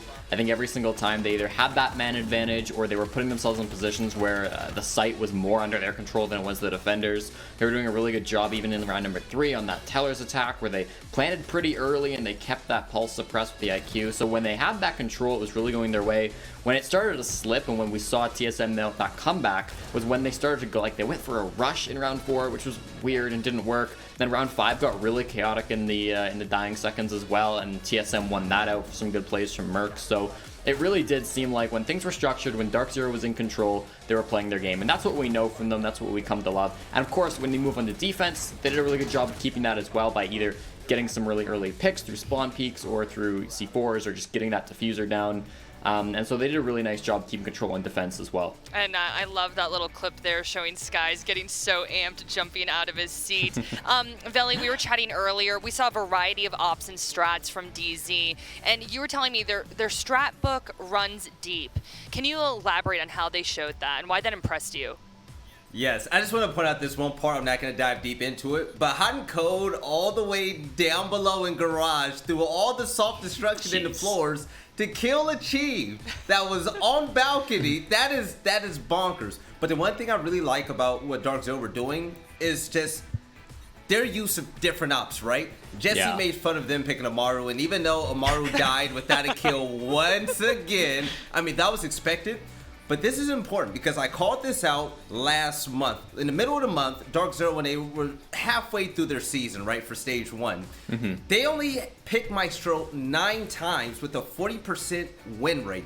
Now, before this matchup, they've chosen Maestro 31 times with a 61% win rate. They're opening up their eyes to different ways to be successful and is starting to show. You love the regular occurrence of seeing Clash whenever Mint's on her. Yes. And they are so dominant with these 2 operators. Now, you love to see it. Plus, the extra utility that Maestro brings is helping them out as well to stay, one step ahead when it comes to gathering all types of intel. I thought it was really funny. Achieved had a big moment bringing the Clash yesterday, and now the winning round, Mint brings it. And I think Mint, in contrast to Achieved, has always been like this shield guy who's gonna bring the Clash and is going to bring the other shields on attack, and has played it well for a long time. So just kind of showing him how it's done. Yeah, sure, you can have a shield play every now and again, but we're the shield team. DarkZero really proved that. Jesse, I'm gonna call you out a little bit. During the map vetoes process, you weren't liking this map pick for DZ. Their ears must have been burning or something, because they were like, no, we're taking this. Yeah, I mean, I don't like the last map in the pool for DarkZero, and this one was TSM's pick. It should have gone their way. Parker set out the set that they haven't lost it since the Invitational. TSM haven't lost since the Invitational. They played it 4 times since then, so now they're 4-1 since Invite. So yeah, this was a surprising loss to me. I did think that DarkZero, you know, they've clearly done their homework. We've talked about how DarkZero are really good at that prep. They probably expected this to be a pick from TSM, and it went quite well for them. I will say that, like, with them taking this map pretty unexpectedly and bringing some good strats. You know, we talked about the angle play as well in that last round from Veli. So, like, with them bringing some strats onto this map and then making it an upset, yeah, this series probably now is leaning their way. If they can make this a 2-0, then it's looking pretty good. This is the DarkZero we used to see it, Jackie. Okay. Jackie, this is different. This DarkZero, they've never acted this way before. They're totally acting out. They're acting out of character. So, you know, everything is just, you know, all the notes out the window. You know, Veli, you did say something earlier that was really valid. You were like, we just, you know, we saw this greatness yesterday, but we haven't really seen it before that point. So it was a little bit scary to be like, okay, no, we're going all in on DarkZero, but man, they're showing up again. So they're looking pretty scary. They're looking pretty lethal here. I'll give you all that. We do want to talk about players to watch. We picked Bolo and Hyper, so let's see how their progress has been and how they performed on map 1. Oh, no. Wow, both negative, but one a lot more negative. What's happening here? Really, TSM, DarkZero got the best of them, and when that happens, hey, what can you do? But the one thing is, it wasn't just Bolo. You know, Bolo and Chala, they didn't have a good day, but the good thing about TSM is the fact, you know that girl in school where she said, if you mess with me, I'll get my brothers on you. I have a lot of brothers. And you know not to mess with her? That's pretty much TSM, because now that Bolo and Chala had a bad map, you had other players stepping up, such as Merc, right? Everyone else was stepping up around them. Now, next map, we expect Bolo and Chala to come back to form, but this type of performance, we don't want to see anymore from players from this stature like Bolo. And it's, I think, you know, Hyper going 8 and 9, that's sort of like almost exactly where you want them to be. It's a team effort for DarkZero again, just like it was yesterday. We saw Hot and Cold make some big plays. Eclipse had a really good stat line. So DarkZero coming together, being a full team, Hyper going 8 and 9 is not a problem. Yeah, and you know, we just heard Veli touch on the next map a little bit. That is Clubhouse. What are y'all thinking for Clubhouse right now? You know, Jesse, you were saying earlier that you didn't think it was favorable for DZ, but they are looking real sharp right now. Yeah, I think Clubhouse is DarkZero's best map. I think they're quite happy to play it. Not a bad map for TSM either, but I'm going to favor DarkZero in this engagement. It should be a win for them. I think if we're in the situation where the opposite teams win each other's map picks, and we see that sometimes, and we go to Oregon, DarkZero are in trouble. I think from the start, they look at this map pool, probably their path to victory is getting that 2-0. And, you know, the hardest part of that path was going to be the first step, and they've taken that one now. As long as they can close out on their best map, I think this should be the series. So you think DZ is going to do it in 2? Yeah. Ooh. Veli, you said you thought TSM was going to do it in 2, so... I said they were going to do it in 2-1 fashion. Okay. Yeah, I thought it was 2. But like I said before, this is a DarkZero we didn't expect. True. No, I'm not going to flip-flop like a politician or Jesse. Because the thing is, when you take a look at the tail of the tape, right? Yes, TSM, they were probably shocked as hell that they're playing this version of DarkZero as well. There's some adjustments that has to be made. And I believe that adjustments will be made because we're talking about 2 elite teams at the moment. TSM, now it's their time to catch up. I believe in them. They're going to take Clubhouse. All right. We need to get to our community poll. The result is in. And the question was, who will continue their excellent entry play into day 2? Bolo or Hot and Cold? A lot of people are wrong today. Yeah, Bolo was 83%, Hot and Cold 17%, but we had his stats up earlier, not quite the case there. But gentlemen, you know, I've had so much fun working with y'all, and we've been throwing a little shade at Jesse because he didn't get a laptop. But Jesse, it's on its way. But really, big thank you to Predator. I got the Triton 900. And Veli is the Triton 500. I think the Helios 700 is on its way to Jesse as he's like, I'm on my phone. I don't even want to hear about this. I have a calculator. Yeah. I can spell my name with a calculator if you think 7 is a J. Oh my goodness. Okay. This laptop is better than the computer I'm on right now. That's insane. No, seriously, shout out to Predator. When I got this laptop, I was pretty excited because I've always wanted a gaming laptop. That just makes some sound, I think. But yeah, we have a 2060 in here, i7. This thing is pimped out. Like, if you had Pit My Ride for PCs, it'd be Predator. They did a great job with this. Yeah. One. I love it. I'm and happy. mine flips and does all this cool stuff. So Now that's what I'm jealous about. That's not fair. Oh, yours doesn't Predator, flip? send me that one too. No. haha, I got the flip one. And Jesse, yours will come soon. I'm sure it's on its way. Hopefully you get the flippy screen. Life's Jesse. tough for Canadians. And we don't get laptops. Is that a graphing calculator? How do Yeah, you? this is a TI-83. What a nerd. I haven't. I'm a stats seen... major. I got Oh these my. things. Well, stats major. Okay, that makes sense. But okay, Makes you know, we talked about it a little bit. Predictions for this next map, and y'all flip flopping.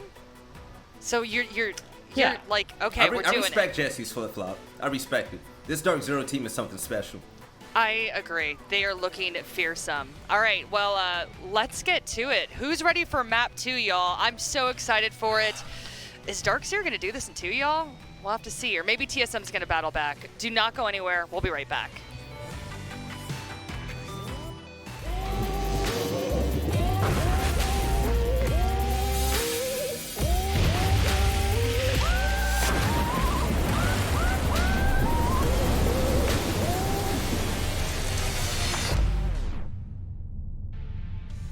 Hello, everybody. It's time for map number 2 between these two titans of North America, TSM versus DarkZero. Winner goes on to the major grand finals tomorrow, and right now it's DarkZero very firmly in the driver's seat, Michael. Yeah, they looked like they established control on Consulate map number 1. Impressive stuff from them. Honestly, I think most of us expected that to go the way of TSM, but DarkZero with the upset. Before we continue on to map number 2, for a limited time only, you can get this amazing North American Major merch online. It's going to go away at, I think, August 18th, yeah. And it's exclusive. You can only get it for a little bit of time. There's a sweater, there's a shirt, and a snapback. And make sure to go ahead and check that out at the link you can see on your screen. Anyway, map That number sweater 2. is so cool, by the way. It is, yeah, it actually really is. It's got really like subtle colors at the top here, and then like it just kind of fades away. I think it's pretty sick. I don't know which. Let's ask which is cuter, the sweater or you? Probably the sweater. I agree. Wow. Well, now that I understand my place in this universe, we've got a second map for this series, and I for one pretty excited about this because it's Clubhouse. Now, Clubhouse as a map has actually always been a really good map for DarkZero, and they've had some upsetting wins on this map against teams like SSG. SSG is a Clubhouse team, and DarkZero is beating them on that map, and that I think says a lot about DarkZero. It absolutely does, and well, they call it the Dub House. Let's get into Clubhouse as map number 2 is underway.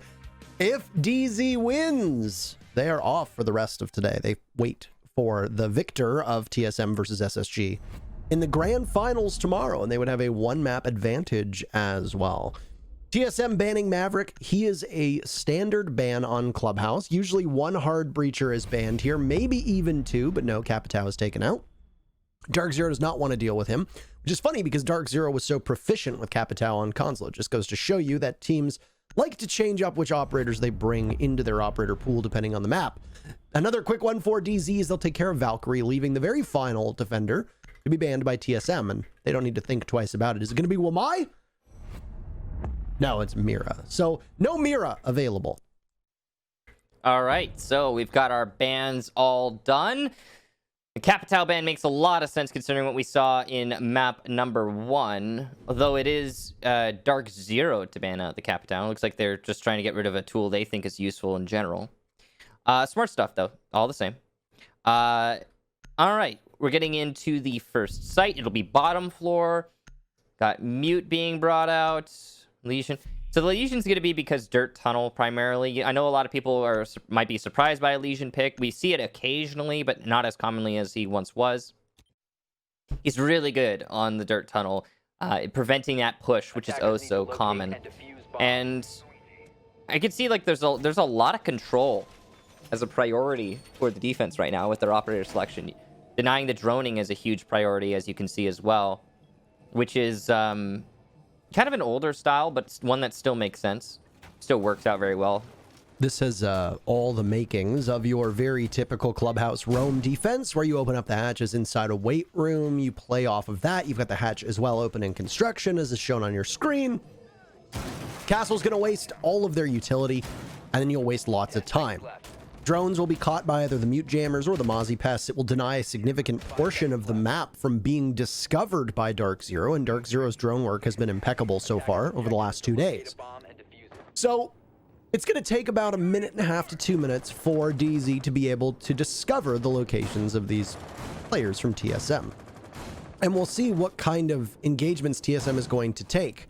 In terms of opening duels, the community poll was more of a popularity contest than it was grounded in reality, and unfortunately, history repeats itself. Hot and Cold takes out Achieved very early on. I don't know if he was trying to peek or not, or if he just got red as he was going for the vault and garage, and he's taken out inside of CCTV. Already DarkZero with an advantage, and they've been so much better than TSM on their opening duels so far in this series. Only 3 opening wins for TSM in comparison to 8 for DarkZero on the previous map. Make that 9 now with this round as well. Now, for a limited time only, you could support the Rainbow Six Pro teams with 30% of the net revenue split equally amongst the Phase 3 teams for the Phase 3 pilot program skins. They look fantastic as well. Make sure you check them out. You saw that advert on the screen just a little bit ago. Those do cycle in and out, so once they're gone, so be careful about that. Now, in this round, that early pick, quite important for DarkZero. They've been getting a lot of unanswered early picks as well. That's the really rough part about that. And that's on the Mozzie upstairs, as you mentioned, as is talked about, I'm sure, at length. The control is established. I'd say it's decently efficient here. We've got 1 minute left. No real drops opened right now, though, for DarkZero. The only advantage they have solidly is the fact that they've got top floors control. The first and the second, but not that bottom floor. They're going to need to start working on that. Again, only a minute is not as much time as I would like. Generally, you're going to want to have more than that, but you do what you can with what you have. By attackers. Yeah, it's not exactly the situation that DZ wants, or TSM rather, want to find DarkZero in, but DZ will need to be very, very quick about this one, and they'll try to stop the X-Kairos from going off. Maybe they'll get it this time. All they need is, I think, just 1. But it appears that every single bout of that X-Kairos went onto the single hatch. Finally gets opened up, and DZ's pace has increased significantly as there's only 20 seconds to go. They're going to be fighting against the clock. Here is DarkZero of 2 members now over by Blue. They'll confront Merc head on. Chala finds the first kill for TSM. Shotgun out. And Merc is ready, prepared, waiting. But 2 kills from DarkZero. It's a split push of the Hibana from Skies needing to emerge from dirt. It's all on Geo to try and save this one as he's trapped down by Arsenal. He heads on over. 2 kills. And Hyper can't plant in time. And TSM wins it because of the clock. They had no business winning that round whatsoever. But Hyper, with the Legion Mine in his foot, unable to plant in church. That is about as rough as it gets, losing a round to a Legion trap. I cannot... Man, imagine. What a tough blow there to DarkZero. They looked like they had solid control. I mentioned it in the first 2 minutes of the round. Time was a serious factor there.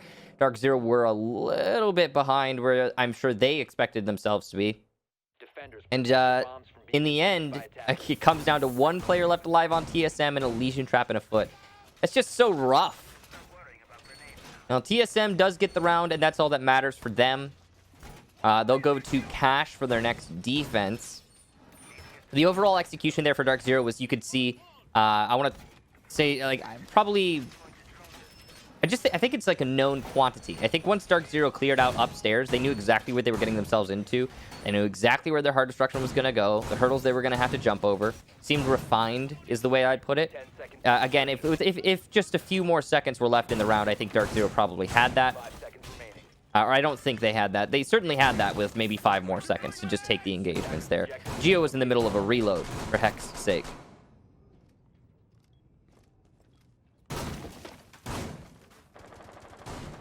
Upstairs to cache and CCTV, and man, frustration obviously from DarkZero after that previous round. Merc going for a spawn peek shows that TSM is still taking the same gambles that they've taken before. Merc in particular is going to be quite important, and if there's any impact tricking going on, it's going to be in his hands. Echo will be responsible for stopping any of the hard destruction on the double panels in the A-bomb site that lead into construction. That's just to open up the barricade so Sophia can stun the bandit off the wall. EMP to get rid of the battery. Stuns to deny the tricking. Thermite to open the wall. Mission accomplished. Lots of utility, yes. Lots of time, certainly. But that's, you know, what you got to do. You could Maverick trick the wall, but it's somewhat dangerous. And since Maverick's banned, it's not an option. And the only other real play there is for Habana to try for it, and yeah, no. So they get the job done. Well done. There goes an Echo's Yokai drone, gets snatched right back up by Merc, so he's going to sit one in his pocket and play this really tight angle towards the CCTV window, leading out to the balcony. If he gets pressured from that angle, he's going to be in a good spot. DZ's focus is now shifted over towards construction as they've done the job that they needed to open up the CCTV wall. So they'll have to tackle the Echo, who will be sitting there waiting to impact trick any of that hard destruction. And this once again plays back into, as you noted, the Maverick ban, because the exothermic charges, the X-Kairos, they're going to get taken care of. The good news for DarkZero is they still have one EMP. So if Bolo isn't able to bandit trick, he's still got 2 batteries in his pocket, so he's able to do that if he gets close enough. They have the impact grenades for added measure. And there they go. It takes out 2 of the X-Kairos, flashing in, and most of those flashes seem to have missed, and Bolo will hang on for the time being.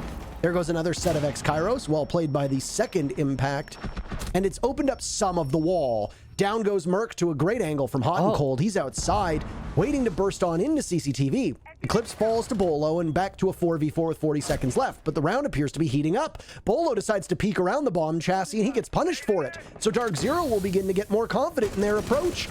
The smoke caught out and Chala's down now. Bolo has not been picked back up. Achieved is down below. It's all on his shoulders. 25 seconds left. Bolo cleaned up.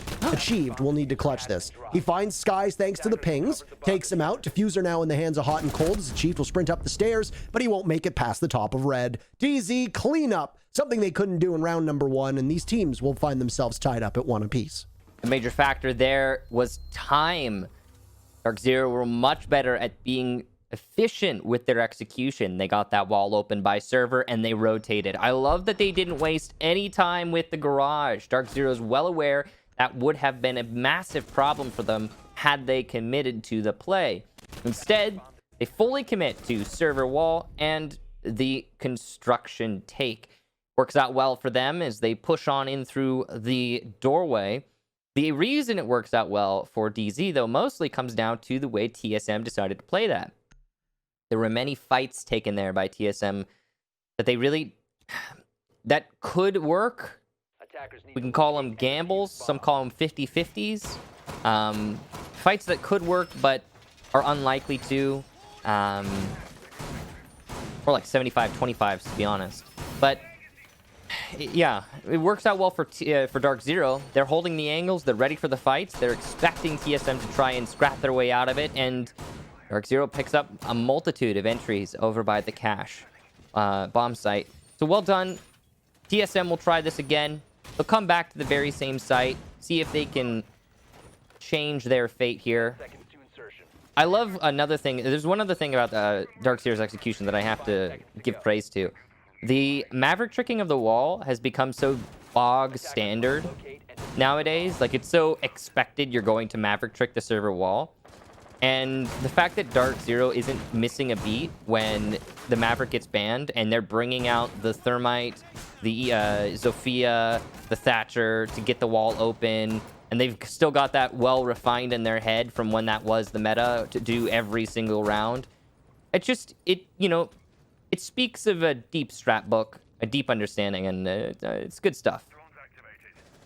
Absolutely. And there's another... there's... okay. Right. DarkZero, opening pick.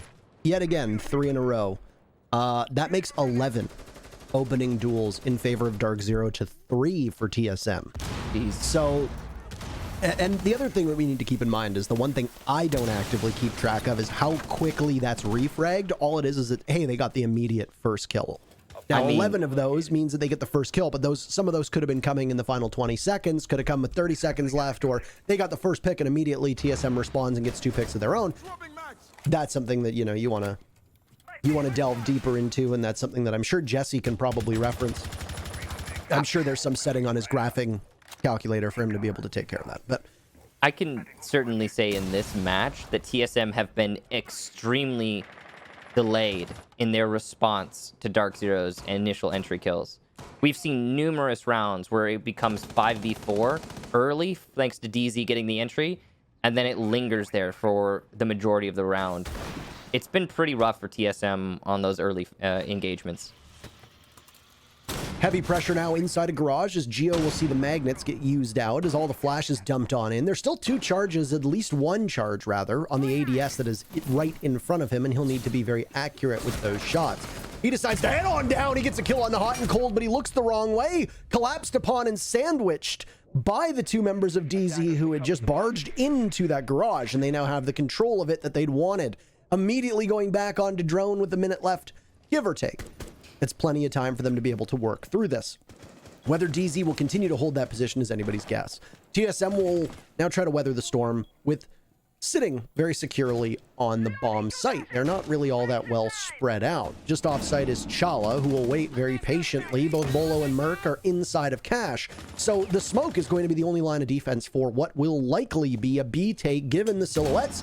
And a frag grenade goes in and it misses. It hits the metal wire and bar in front of Chala and does no damage whatsoever. Another toxic canister goes out. Fight will have to come into the hands of the L85. Down goes Bolo, but he clips. There's Merc too, and it's Chala in a 1v3. He used to be on this team ages and ages and ages ago, but he's not going to be able to accomplish all that much. He takes out Mint, but then he's traded off, and DarkZero finds their 2nd round in a row. TSM losing control no matter where the fight decides to find them.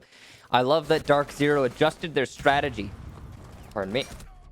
They went for a garage take instead of a construction take. And that, I think, definitely changed how TSM would hold in that round. Generally, when you see an execution come out and you repeat the site, you expect it to be the same execution from your opponent. So if I'm TSM, I defend Cash, and it's a server construction split. I expect that again the second time when I go Cash right after. But now, what's this? DarkZero are going for a server garage split, and it works out just as well as the previous execution. All the planning that I would have put in for that cons hold, or cons delay, or whatever on that side is now out the window, and I need to immediately in the middle of the round adjust my defense to hold on to, or at least delay, the push from garage. The TSM really being pushed to their limits here by DarkZero's strat book. Well played to DZ. I'd say there were some really big shining lights there. I love that Geo went for that aggressive play. He knew he was a dead man walking on the rafters. He went for the vault. He took the fight. He got a 1-for-1. That is great awareness from Geo. And it might look like an extremely dangerous play for a lot of people, and I understand that. But he was going to die anyway on those rafters. There was no other real option. He made the right decision, and he gave his team a fighting chance, though it wasn't enough in the end. And one thing to highlight as well is you could, I think most people could clearly see there, TSM, while playing in the site, were playing very far back, very subdued. And it was mostly because of, again, that early frag and the lack of a refrag, or lack of a trade back, a lack of any real presence there from TSM in the early engagements. I think lack of presence is really the defining characteristic of TSM so far today. They are not the team that showed up yesterday. Certainly. I know that fans of DZ will take some umbrage with that and say, oh, well, you're not crediting DZ for that. DZ's a fine team, don't get me wrong. They're a very strong team. Nobody needs to doubt them. And DZ have looked much better than I think that we come to expect from them. At the same time, it can also be true that TSM is a little bit asleep at the wheel right now. And I think TSM are having some difficulties. Need we remind everybody that because they won the lower bracket matchup against OXG yesterday, Space Station your defending world champions. They're going to be playing the loser of this matchup. Could they possibly play against a demotivated or tired TSM team? That could be a boost for them, setting up an SSG DZ rematch tomorrow. Or are they going to play DarkZero, setting up a rematch immediately? We'll find out. It's a church defense downstairs, though, for TSM. They're going to ride it out. They have not surrendered a pick early, and they've changed up the composition from the last time they defended this site. They're not going for the heavy roam upstairs. They are instead staying for more of a static anchor-heavy style defense. And a lot of this jostling is going to come around the way that they watch that kitchen hatch. Hot and Cold just takes matters into his own hands, almost finds the second, and does! As he cuts through the heels of Achieve, 2 kills for DarkZero. And Houghton is proving his worth on a role that usually isn't engaged in those early firefights. He's silenced by Merc, but still the advantage for DarkZero with a minute to go. And it's peeled back most of the operators from TSM off of the bomb site, leaving just a yokai to stop the plant should one go down in the B bomb site.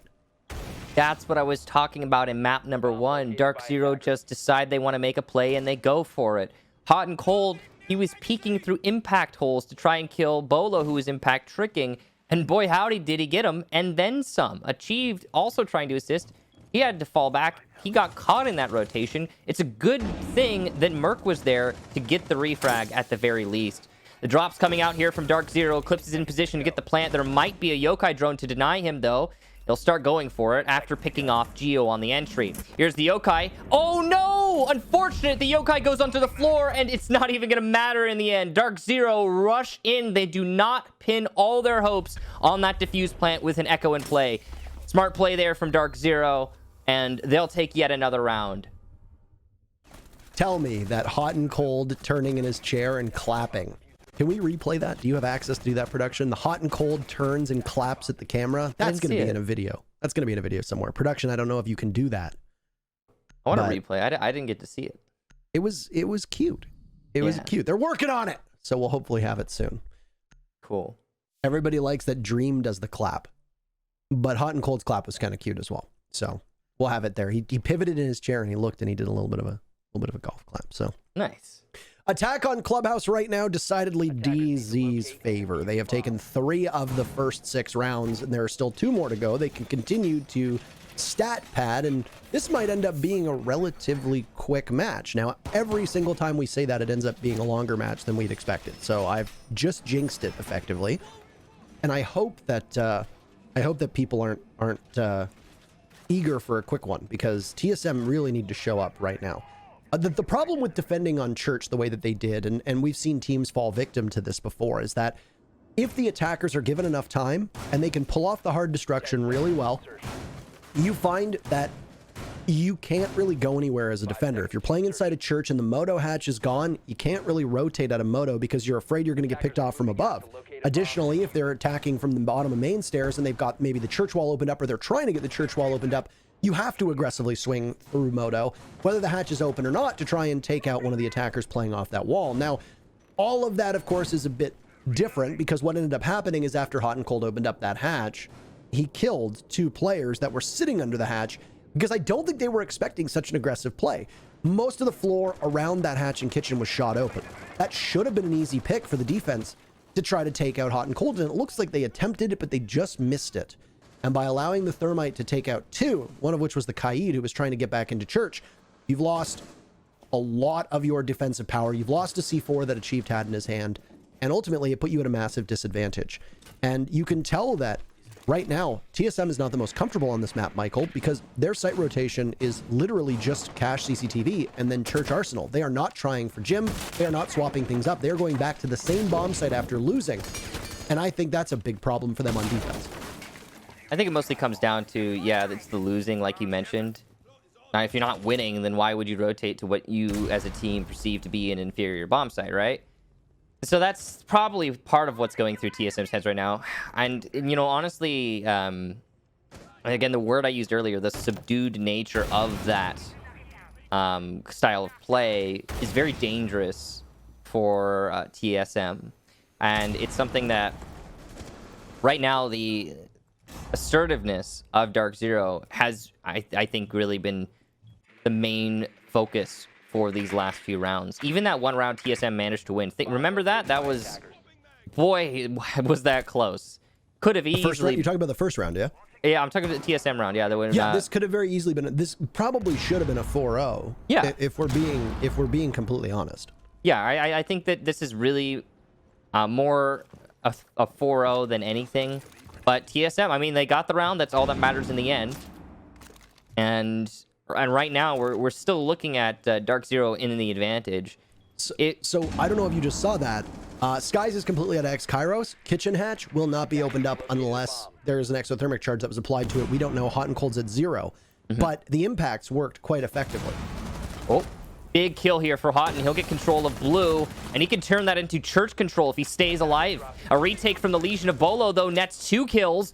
And as he gets blue control, he gives his team hope. He'll be picked off from Skies and Dirt Tunnel, though. DarkZero not letting this one slip away just yet. Very little time here for DZ to go for the execute. They don't have diffuser, though. It's been downed inside of blue, which means they need to go for frags. It's working out pretty well for them so far, though. The last player on the defense, Chala, inside of church, his position known. He has to pick up 2. He has to delay, at least deny the plant, but it looks like it's going to be a plant and cover, and the cover works. Eclipse will get it, and DZ takes another attack round on the bottom floor. No clap from Hot and Cold that time. Man, Bolo almost able to hold that together with his presence in blue. And Hot and Cold cheekily heads through blue. He had worked in that position with Hyper before on a previous take onto church downstairs.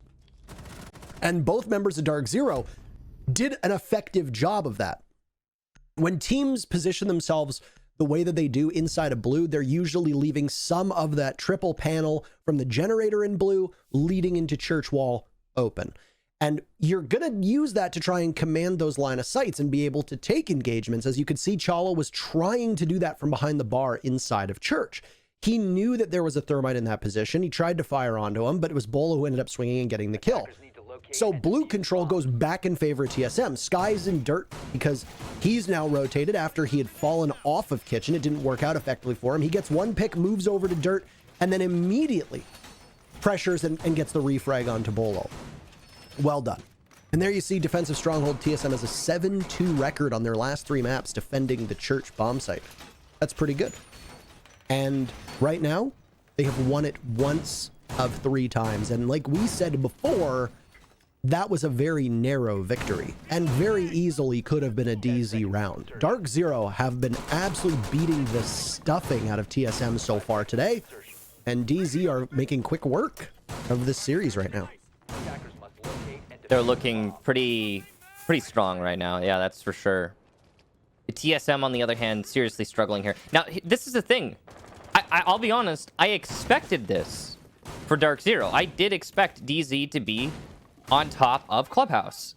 The problem lies in the fact that TSM also lost Consulate. That's the unexpected result. DarkZero taking Consulate was a massive upset, I think.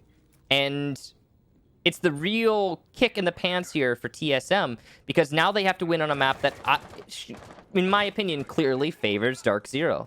You know, part of that is the prep work that DZ put into Consulate. I think that's pretty obvious. You look back on that and you could just see all of the information that they gathered on TSM's Consulate to directly counter them. You can see all the strategy that was set up specifically for their opponents. It's good stuff from DarkZero, and I'm sure it'll work for many other teams later in DZ's play. Right now, it's going to be server wall getting opened up. DarkZero have the control they want. And they're going to, transition to another part now. Either garage or construction. It's really up to DZ at this point. Last time around, they also took out the garage wall, and then they moved over to construction. And that was Geo who was feeling the heat. Now, TSM's defense last time also involved losing achieved early. So if TSM cannot surrender an early pick, then they find themselves in obviously much better position. And that church wall is going to be tackled likely by the Hibana as it was last time. And will revolve around the impact tricking that's going to come out. Merc was on Echo and not necessarily a role that was well suited for him. He's going to be on a role with a much higher offensive upside in Vigil. Less tasked with babysitting his gadget, more with just pure slaying. And he is right now on the main stairs, waiting to head on up towards the bathroom side of things. If there's a Claymore in place, he might end up having to deal with it. but he's going to hear the sounds of DarkZero above him, both Mint and Eclipse within arm's reach of one another, as it does appear to be construction as the focus. Bolo will impact Trick, and he gets one down. X-Kairos eaten, and that must be a point of frustration for Sky. Grenade in hand for Eclipse. It'll look to get tossed over. No, it's put back away. And there you go. Skies will be able to get it. Bolo will not impact Trick. Down goes Bolo, though. Eclipse just swings. Every single opening pick in this first half is DarkZero's, and they have a huge advantage with 30 seconds left. Big pick there for Eclipse, and that's one of the anchors inside of A gone. Hot and Cold will vault in through server. Here comes the push through the rotation, too. And the player in Garage is unable to do anything. There's the second player in Cash eliminated. You could see Geo is looking for an angle, but no fight is being presented to him. As Eclipse gets yet another kill on the entry, it's just Merc and Geo. Merc will get Eclipse, that's big, and we're coming close to 0-0. The plant needs to go down, and it needs to go down now as Geo gets his first kill. He'll die in Garage, but there's still a chance here for Merc. As the post plant comes out, though, it's not looking very likely. Stuns to disorient and guns to kill. Mint will clean up the last frag there, and DZ takes one more round on the first half. Would you say stuns out, guns out? Yeah, stuns out, guns out, Parker. Stuns out, guns out. 5-1 on attack for DarkZero. Masterfully done off of the backs of none other than Eclipse. Or just back of Eclipse, I guess. He's having an amazing day. He was great yesterday. He's great today. He's showing up and he's working with the team. But the one thing that I've noticed about Eclipse when he's playing on attack is that a lot of times his kills are coming mid-round or later. Yes, he's gotten the opening pick a handful of times, but more often than not, I see him step up and get hugely impactful kills through the mid-round. He's at 8 right now, which is an impressive tally. But other than that, it's one thing that we've pointed out about really good players in the past. Merc is somebody we've talked about that can do this. NJR on Disrupt was somebody as well. In this case, Eclipse is playing off of his own innate abilities and is doing a tremendous job of... I'm sorry, what is funny? He's doing a tremendous job. It just can't be funny. It can't be serious anymore. It's just funny forever, Parker. I'm sorry. I don't understand. Oh, okay, it doesn't matter. Don't worry about it. Don't worry about it. I'll tell you about it later. Oh, okay. Sorry. He's doing a tremendous job. Wheezed. He's doing a tremendous job, Parker. Yes, I know. I think I get what you're saying. It can't not be funny anymore. I know. The best job. Yeah, now I get it. Okay. At first I was like, no, he's not. I was like, he's not. And I was like, yeah, he is. All right. Boy, I don't know what you're talking about, Parker. I don't know what you're talking about. He has the best frags, Michael. Everybody tells him he has the best frags, okay? You know, I was reading a memo this morning from Zach, okay, and it said, Eclipse, you have the best frags. Nobody has better frags than you in the history of fragging. Speaking of the fraggers on DZ, Hyper has fallen by the wayside as the rest of his team have been the ones to really be getting the kills in this series. And that's not necessarily a bad thing. That's not a knock on Hyper. I think that mostly comes down to DarkZero really spreading the weight. And that's, in my opinion, a great thing to see. And also, as you mentioned, Eclipse as an individual stepping up significantly. DZ has also been an outstanding team on attack. And while Clubhouse does tend to be a very defender-sided map, they were able to really shine and basically peel back the some of the advantages that you would find from this sort of map. So DZ doing what they do best on attack, we'll see how well they can do on defense, because that has been one of their bigger weaknesses so far, and TSM is a very aggressive team. As you've seen, they've managed to push DZ off, and yeah, DZ just scrambles back to the bomb site. Down below, TSM have some opening hatches. This was very clearly a semi-roam setup from DZ that has been foiled, but they managed to get away without taking a single lick of damage. How did TSM not... I don't know. They had those two roamers dead to rights. I'll be honest, DZ pushed their luck a little bit there. They really shouldn't have gotten away. And they did. And all the better for it, because now, look at that. Eclipse is going to be able to impact Trick. Actually, he wasn't one of the roamers. To be fair, it was Hyper and Mint. But still, Eclipse going to impact Trick. The looks the drop will be intact for a little bit longer. We're running out of time here. A challenge works out for both teams. As you can see, Hot and Cold will be killed off unless he can somehow manage to get away. He actually might be able to make it out of that because the sledge died on the aggressive play from the Vigil. This is a curious situation, but no, he'll be finished off. But it's an exchange. Down goes Merc, and he'll be finished by Eclipse.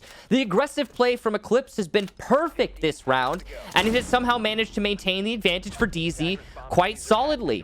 There's a retake from Skies and Hyper. They get 1 kill each, and it's just Bolo in the site. He'll have to find 3, but he's twisting in the wind. DarkZero get yet another round, and this looks like it's going to be a confident 2-0 at this point. Goodness gracious, this one is fast. This is what TSM did to Oxygen. It was 7-1 for TSM, and now it is looking like a 7-1 is very likely for DarkZero as they work the more favorable side of the map. They'll go to Gym Bedroom next. That is a curious choice. It is a bomb site that we haven't seen just yet between these two teams. It's been a Cash and Church extravaganza so far. And TSM spending the first minute and a half. 3 different members of DarkZero, was it 3, 2 at most, maybe 3, slipping through the fingers of TSM on their entry, failing to get an opening pick, failing to even do a tiny bit of damage so far. This is a very scary DarkZero team that seems to really be in their groove, and they are crushing a team that I think many people saw after yesterday as the major favorites. And with the match on the line, DZ breaks glass in case of emergency, and well, they bring out the clash. I love the way you said that, because yeah, that's exactly what we're seeing here.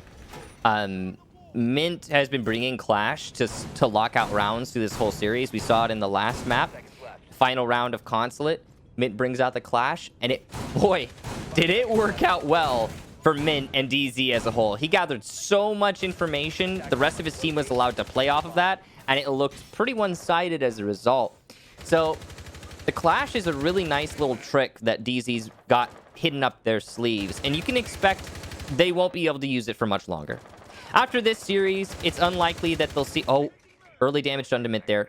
Just a pre-fire through the window and achieved will bring Mint down to about 50, 55. That's actually huge. That's really big. But anyway, to get back to my point, you can expect DarkZero to not be able to bring the clash in a reliable sense. It'll likely be... Someone will find a counter, and they'll be like, okay, we know how to do this against DZ, and then the meta will continue to evolve. But for right now, in the major, it's working out well for DZ. Like I said, DZ is just... This is a very scary DarkZero team, and well, I fear for their opponent tomorrow, I'll tell you that much. I don't really want to get ahead of myself here, but it certainly seems like the likelihood of TSM winning 6 rounds in a row, or at least 5 to send us to overtime, is virtually 0. And like we said, this clash is going to be the major impediment for them. What does TSM have to really deal with it? Well, the Zofia is going to be front and center as it was on Consulate, but really wasn't all that effective. And in fact, it was Mint who clutched the round out to give the map on Consulate to DarkZero. Looks like some hard destruction there for TSM. They will get control of the bathroom, and that's going to force the defenders into a difficult position. That's an entry point too there from the Habana. He made a crouch hole. That's going to be a good entry. But at the same time, look at that shield this guy's got positioned there. He's covered from the windows by that little island in the middle of the site, just below your screen. And he's got coverage now from the breach, thanks to that shield. DarkZero's also got the clash to hold on to the hallway. This is a good setup to hold the push from the west side. But as that workshop wall gets opened up, things are actually looking okay for TSM. This is very doable. Hyper and Eclipse are going to need to hold on to that construction position to assist Hot and Cold, who will assist Mint, who will hold this defense together. An aggressive push actually nets 2 big kills for Skies, and that could just be it right there. What a brazen play, and Skies looks for a 3rd, doesn't get it before being sat down by Merc on the window. A frag grenade will go on in, and no real damage done to Mint as he scoots off towards the top of main stairs. What a play by DarkZero, but Merc, he's got other ideas. He's not letting DZ shut this one just out just yet. He finds kill number 2, and now on the hunt is none other than achieved. He'll have to try to press in towards Jim. He knows the clash is there. Bolo at arm's length. They'll try and isolate him, but Hot and Cold swings out 2 big kills. It's Merc in a 1v3 with a clash on the board. He's going to get nothing. To the grand finals, DarkZero goes by a 7-1 scoreline. What a clobbering. Goodness, 2-0 DZ. A clobbering is right, Parker. That was an absolute slaughter. The clash at the end working out so very well, once again for DarkZero. But the real hero is the just pure aggression we keep seeing from DarkZero. They do the one thing that no team expects out of DZ, which is to just take fights. Just go for it. And it keeps working for DZ. Time and time again, they take a fight, they win a fight. They take a fight, they get 2 kills because nobody expects DarkZero to be pushing that, of all teams. Beautiful stuff. Really masterful performance. A tremendous job, Michael, by DarkZero. And with that, they'll be in the grand finals tomorrow. This was a team that there were a lot of people didn't think was going to even make it. The Sonics seemed to be warming up. DarkZero comes in. They managed to just eke out a very minor victory over SQ in the dying moments in the qualifiers, and now they're playing in the grand finals, and they've got a 1-map advantage. What a showing from them. Well, we know our next opponent. TSM is going to be playing up against Space Station, and that's going to be an exciting one. But we've got the analyst desk standing by to dissect what we just saw, and I'm sure there's an awful lot to talk about, so we'll let them take over. Kix and Antero, thank you so much, gentlemen. Exceptional casting as always, and what a series.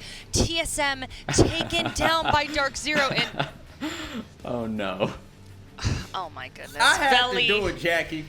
I had to do it, Jackie. They looking good. They looking real good. No, Jackie, no. This DarkZero team is scary. I'm sorry. Go ahead. I didn't mean to interrupt. I just wasn't anticipating it.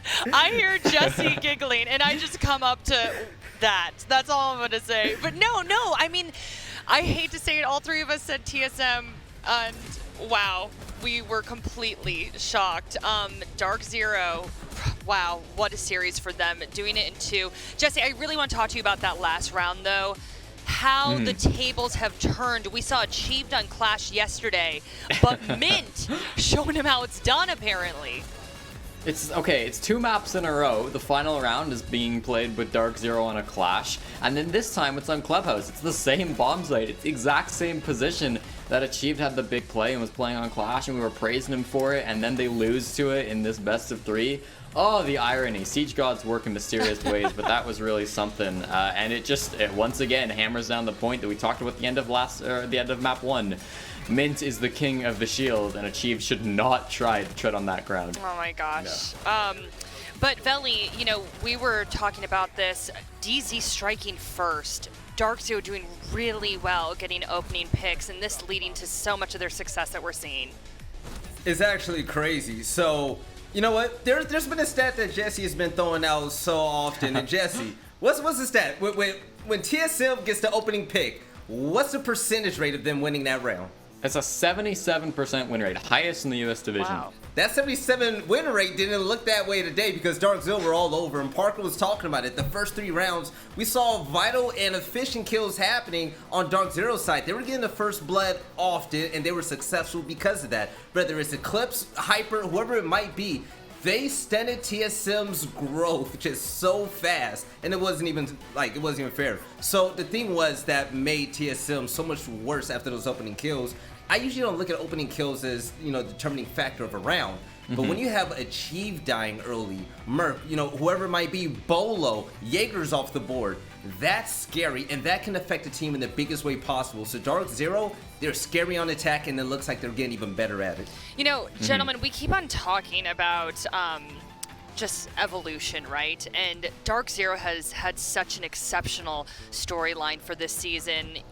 Literally a day ago, we were like, when's DarkZero gonna turn up? They finished 4th. We haven't seen what we wanted to see from them. They haven't seen what they wanted to see from themselves. And I mean, all 3 of us keep on repeating this. This is a different team. And we have some of the stats up right now, but just talk to me about their development this season. This is, sorry, Jesse, I'll start with you. Okay, this is 3 players with 100% costs. I just want to like look at that. That's nuts. That is ridiculous. I don't know if I've seen that before. I'm sure somebody will like go back in the archives and find a match where that's happened, but that's ridiculous. 100% cost on 3 players. That's a glitch in the system, Jackie. That doesn't even look like it's supposed to be right. But the thing that really stands out to me is hiding code and Eclipse once more. 2 of the players that we spoke the least about because they weren't that impactful during the regular season. We always spoke about Skies. We always spoke about Hyper. We know Mint is, the big dog in charge. But Eclipse has been phenomenal. And I feel like we're saying his name a lot, but it's well-deserved now at this point because this is the most important game that they've had this season, and he has showed out in the best way possible. Valley, I'm so and sorry, Jesse. No, it's like the same thing we've been saying. Hyper is at the bottom of the scoreboard for kills. He's at That's the what you very want. lowest point. Like, what? This is not DarkZero that we saw for the entire season. And it was even in the TSM intro video. They were like, we shut down Hyper, Yes. easy game. And then it's like, Hyper doesn't matter. You got to worry about other things right now. Hyper is not your target. Eclipsed Hyper a little bit, some would say. All right, I'm done That's with good. the puns. Thank you, Like Jesse. that. At least give me. That's all right. It didn't register. I'm sorry, Jackie. Okay, whatever. I'm slow this morning. But Veli, we were talking about this earlier, just about how Eclipse's dominance paired with DarkZero's attack. Can you kind of elaborate on that a little bit more? Oh, Eclipse has been such a great entry fragger, especially this series. Now, you take a look at Clubhouse, and there's a round in particular where when they were trying to get construction wall open, Eclipse, he swung wide, he swayed wide, right? And he was able to pop Bolo immediately. So, number 1, you take off TSM's scariest player in Bolo. After the wall got opened up, Eclipse runs in with help. He gets a 3K in total. But rather than having his teammate plant in the default spot, or cash while Geo was in garage and Merc is running amok, trying to create chaos for the win, right? Because they had some clutch potential there. The thing was, they had the plant go over to CCTV window with an angle set for Geo, which worked and they won the round. But that was all thanks to Eclipse, who set off that spark, and it helped DZ be victorious. And, both of you talked about this. I would like both of you to weigh in here, but I'm going to start off with Jesse. DarkZero, really good attacking strats, and we definitely saw that in this series. Can you elaborate on what you have enjoyed seeing from them when it comes to attack? Again, I think it's a lot of the control for DarkZero, and this has been a map that they have been attacking on time and time again. We often throw out statistics like DarkZero is good at Clubhouse, DarkZero has a high attacking win rate, but like this map is sort of why they have a high attacking win rate. You look at most maps, and they do fine on attack. They're not bad on very many maps attacking, but this map, it's like they are above and beyond anybody else. I think overall, like league average attacking win rate is 41%. DarkZero over the last 3 months, 81% attacking win rate on Clubhouse. That's ridiculous. Woo! That's insane.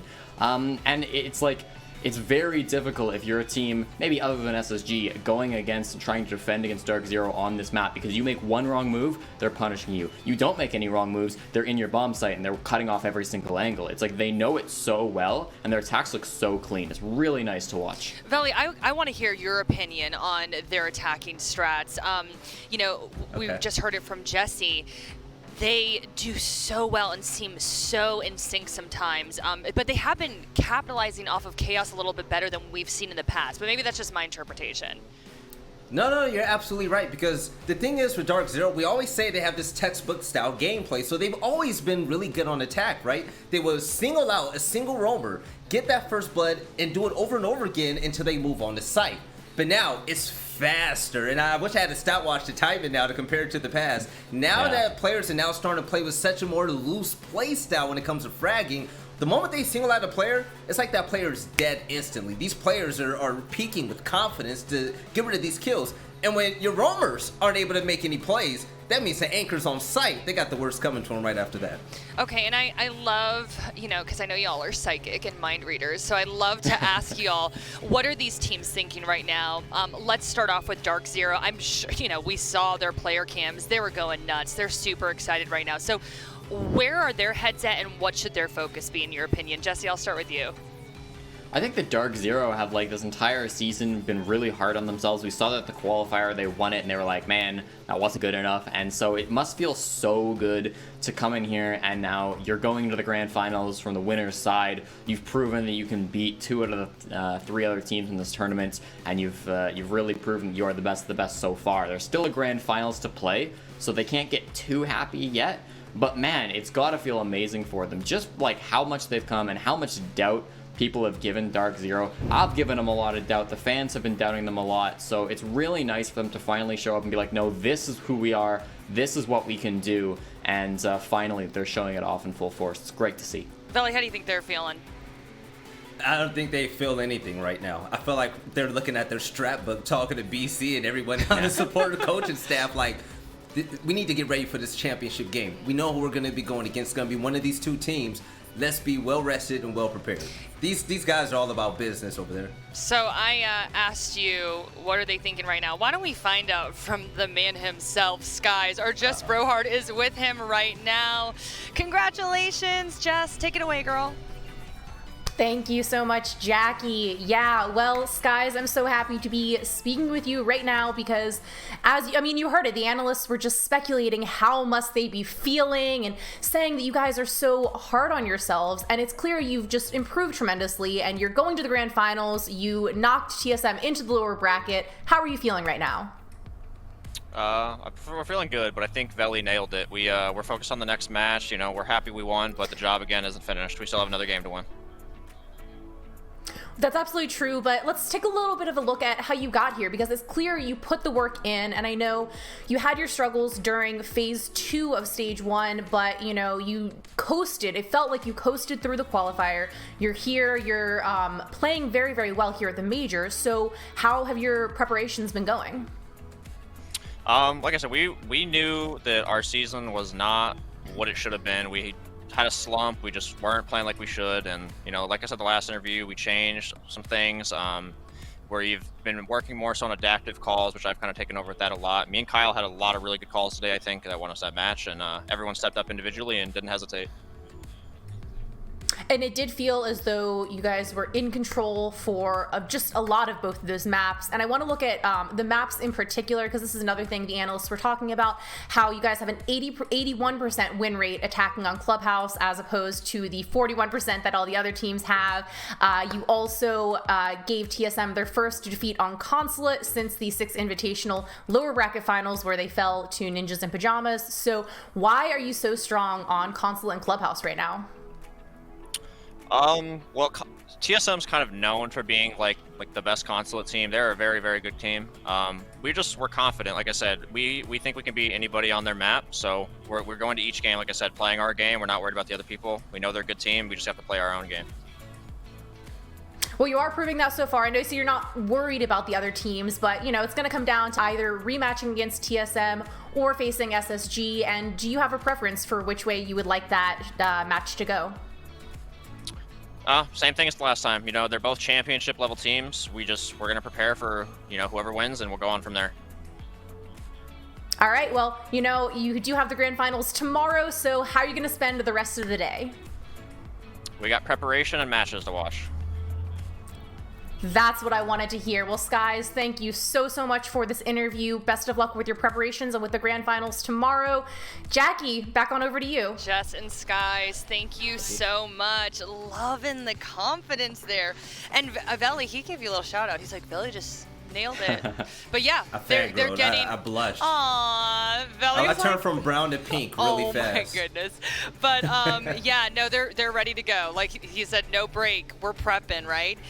Anything about that interview that really stuck out to you? I just love the contrast I'm seeing from the North American qualifier to now. Like we saw a completely dejected Mint. He was just really upset, and now we see Skies and he's glowing. Like they got this confidence, right? Skies is an emotional player, and you can tell with his play style. We pointed it out that one round. I believe it was during the season, and Skies went off, and I said, yo, when Skies gets mad, you can see it in his gameplay. He's happy. We know that he's happy, but he's happy to an extent.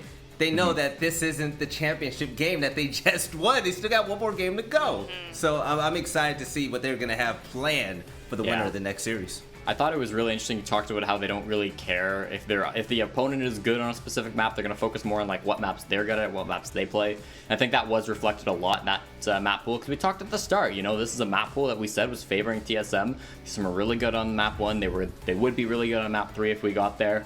But DarkZero weren't really concerned about that. They knew that they were good in all 3 of these maps. They were at least comfortable on all of them, and they'd done their homework on TSM. So that really shined through, and I think that speaks to how DarkZero banned those maps. So it's really nice to see that confirmed. Yeah, all right.